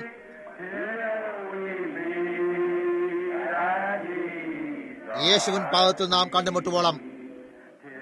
അതുവരെയും നാം ഓർക്കൂ, നിങ്ങൾക്കൊരു വിളി ഉണ്ടായെന്ന് വന്നാൽ നമ്മുടെ അടുത്ത യോഗം അവന്റെ പാദത്തിങ്കലായിരിക്കും. ഓ, നാം വീണ്ടും കണ്ടുമുട്ടുവോളം ദൈവം നിങ്ങളോടുകൂടെ ആയിരിക്കട്ടെ. ഇപ്പോൾ ഇത്രമാത്രം ചിന്തിക്കൂ. നാം വീണ്ടും കണ്ടുമുട്ടുമ്പേ, നാം ഞായറാഴ്ച രാവിലെയോ ബുധനാഴ്ച രാത്രിയോ വീണ്ടും കണ്ടുമുട്ടും മുമ്പേ അങ്ങനെ സംഭവിക്കുമെങ്കിൽ ആദ്യം എന്താണ് സംഭവിക്കുന്നത് നിങ്ങൾക്കറിയാമോ? ആരോ ഒരാളെ കാണാനില്ല. ഇവരുടെ കൂട്ടത്തിൽപ്പെട്ട ഒന്നിനെ കാണാനില്ല. അവർ പോയി കഴിഞ്ഞിരിക്കുന്നു. ഓ, നിങ്ങളുടെ ഭർത്താവിനെ, അതല്ല നിങ്ങളുടെ ഭാര്യയെയോ കാണാനില്ല എന്നതിനെ കുറിച്ച് ചിന്തിച്ചു നോക്കൂ. ജോണിന്റെ ഭാര്യയെ കാണാനില്ല. ഇവിടെയുള്ള കുട്ടികളെ കാണാനില്ല. അതെല്ലാം സംഭവിച്ചു കഴിഞ്ഞാൽ എന്താണ് സംഭവിക്കുന്നത്? അപ്പോൾ നിങ്ങൾ പിന്നിലായി പോകുന്നു. ഓ, നഷ്ടമായവർ അവരുടെ വിധിയെക്കുറിച്ച് പറയുമ്പോൾ എന്തോ ഒരു കരച്ചിലും പല്ലുകടിയുമായിരിക്കും. അവർ പാറകളോടും കുന്നുകളോടും നിലവിളിച്ചു പറയും, ഇസ്രായേൽ പട്ടണത്തിലേക്ക്, ആലയത്തിലേക്ക് തിരികെ പോകുന്നേരം ചെയ്തതുപോലെ അവർ പ്രാർത്ഥിച്ചു. എന്നാൽ അവരുടെ പ്രാർത്ഥനകൾ വളരെ വൈകിപ്പോയിരുന്നു. അവർ സന്ദേശത്തെ നിരസിച്ചിരുന്നു. ഓ സഹോദര, ഒരിക്കലും അത് ചെയ്യരുത്. നിങ്ങൾ എന്തു ചെയ്താലും അതിനായി ധൈര്യത്തോടെ നിൽക്കൂ. അതെ ശ്രീമാൻ. ഇപ്പോൾ നാം വീണ്ടും കണ്ടുമുട്ടുവോളം നാം ഇങ്ങനെ ചെയ്യും. യേശുവിൻ നാമത്തെ നിങ്ങളോടൊപ്പം എടുത്തുകൊള്ളുക. ഓരോ ചിന്താകുലത്തിലും ഒരു കവചമായി. നിങ്ങളുടെ ചുറ്റിനും പ്രലോഭനങ്ങൾ വലം വയ്ക്കുമ്പോൾ നിങ്ങൾ എന്തു ചെയ്യും? ആ പവിത്ര നാമത്തെ ശ്വസിക്കൂ. വിലപ്പെട്ട നാമം, ഓ എത്ര മാധുര്യം! ഭൂമിയിലെ പ്രതീക്ഷയും സ്വർഗത്തിലെ ആനന്ദവും. വിലപ്പെട്ട നാമം, എത്ര മാധുര്യം! ഭൂമിയിലെ പ്രതീക്ഷയും സ്വർഗത്തിൻ ആനന്ദവും. നാം ഇപ്പോൾ മൂളിപ്പാടുമ്പോൾ നമുക്കിപ്പോൾ നമ്മുടെ തലകളെ കുമ്പിട്ട് നിൽക്കാം. യേശുവിൻ നാമത്തിൽ തലകുനിക്കുന്നു. അവന്റെ പാദത്തിൽ സാഷ്ടാംഗം പ്രണമിക്കുന്നു. സ്വർഗത്തിലെ രാജാതിരാജാവ്, അവനെ കിരീടം ചൂടിക്കാം. നമ്മുടെ യാത്ര പൂർത്തിയാകുമ്പോൾ അത് ഏതെങ്കിലും ഒരു ദിവസമായിരിക്കും. ഓ വിലപ്പെട്ട നാമം, വിലപ്പെട്ട നാമം! ഓ എത്ര മാധുര്യം! നാം വീണ്ടും കണ്ടുമുട്ടുവോളം ദൈവം നിങ്ങളോടൊപ്പം ഉണ്ടായിരിക്കട്ടെ.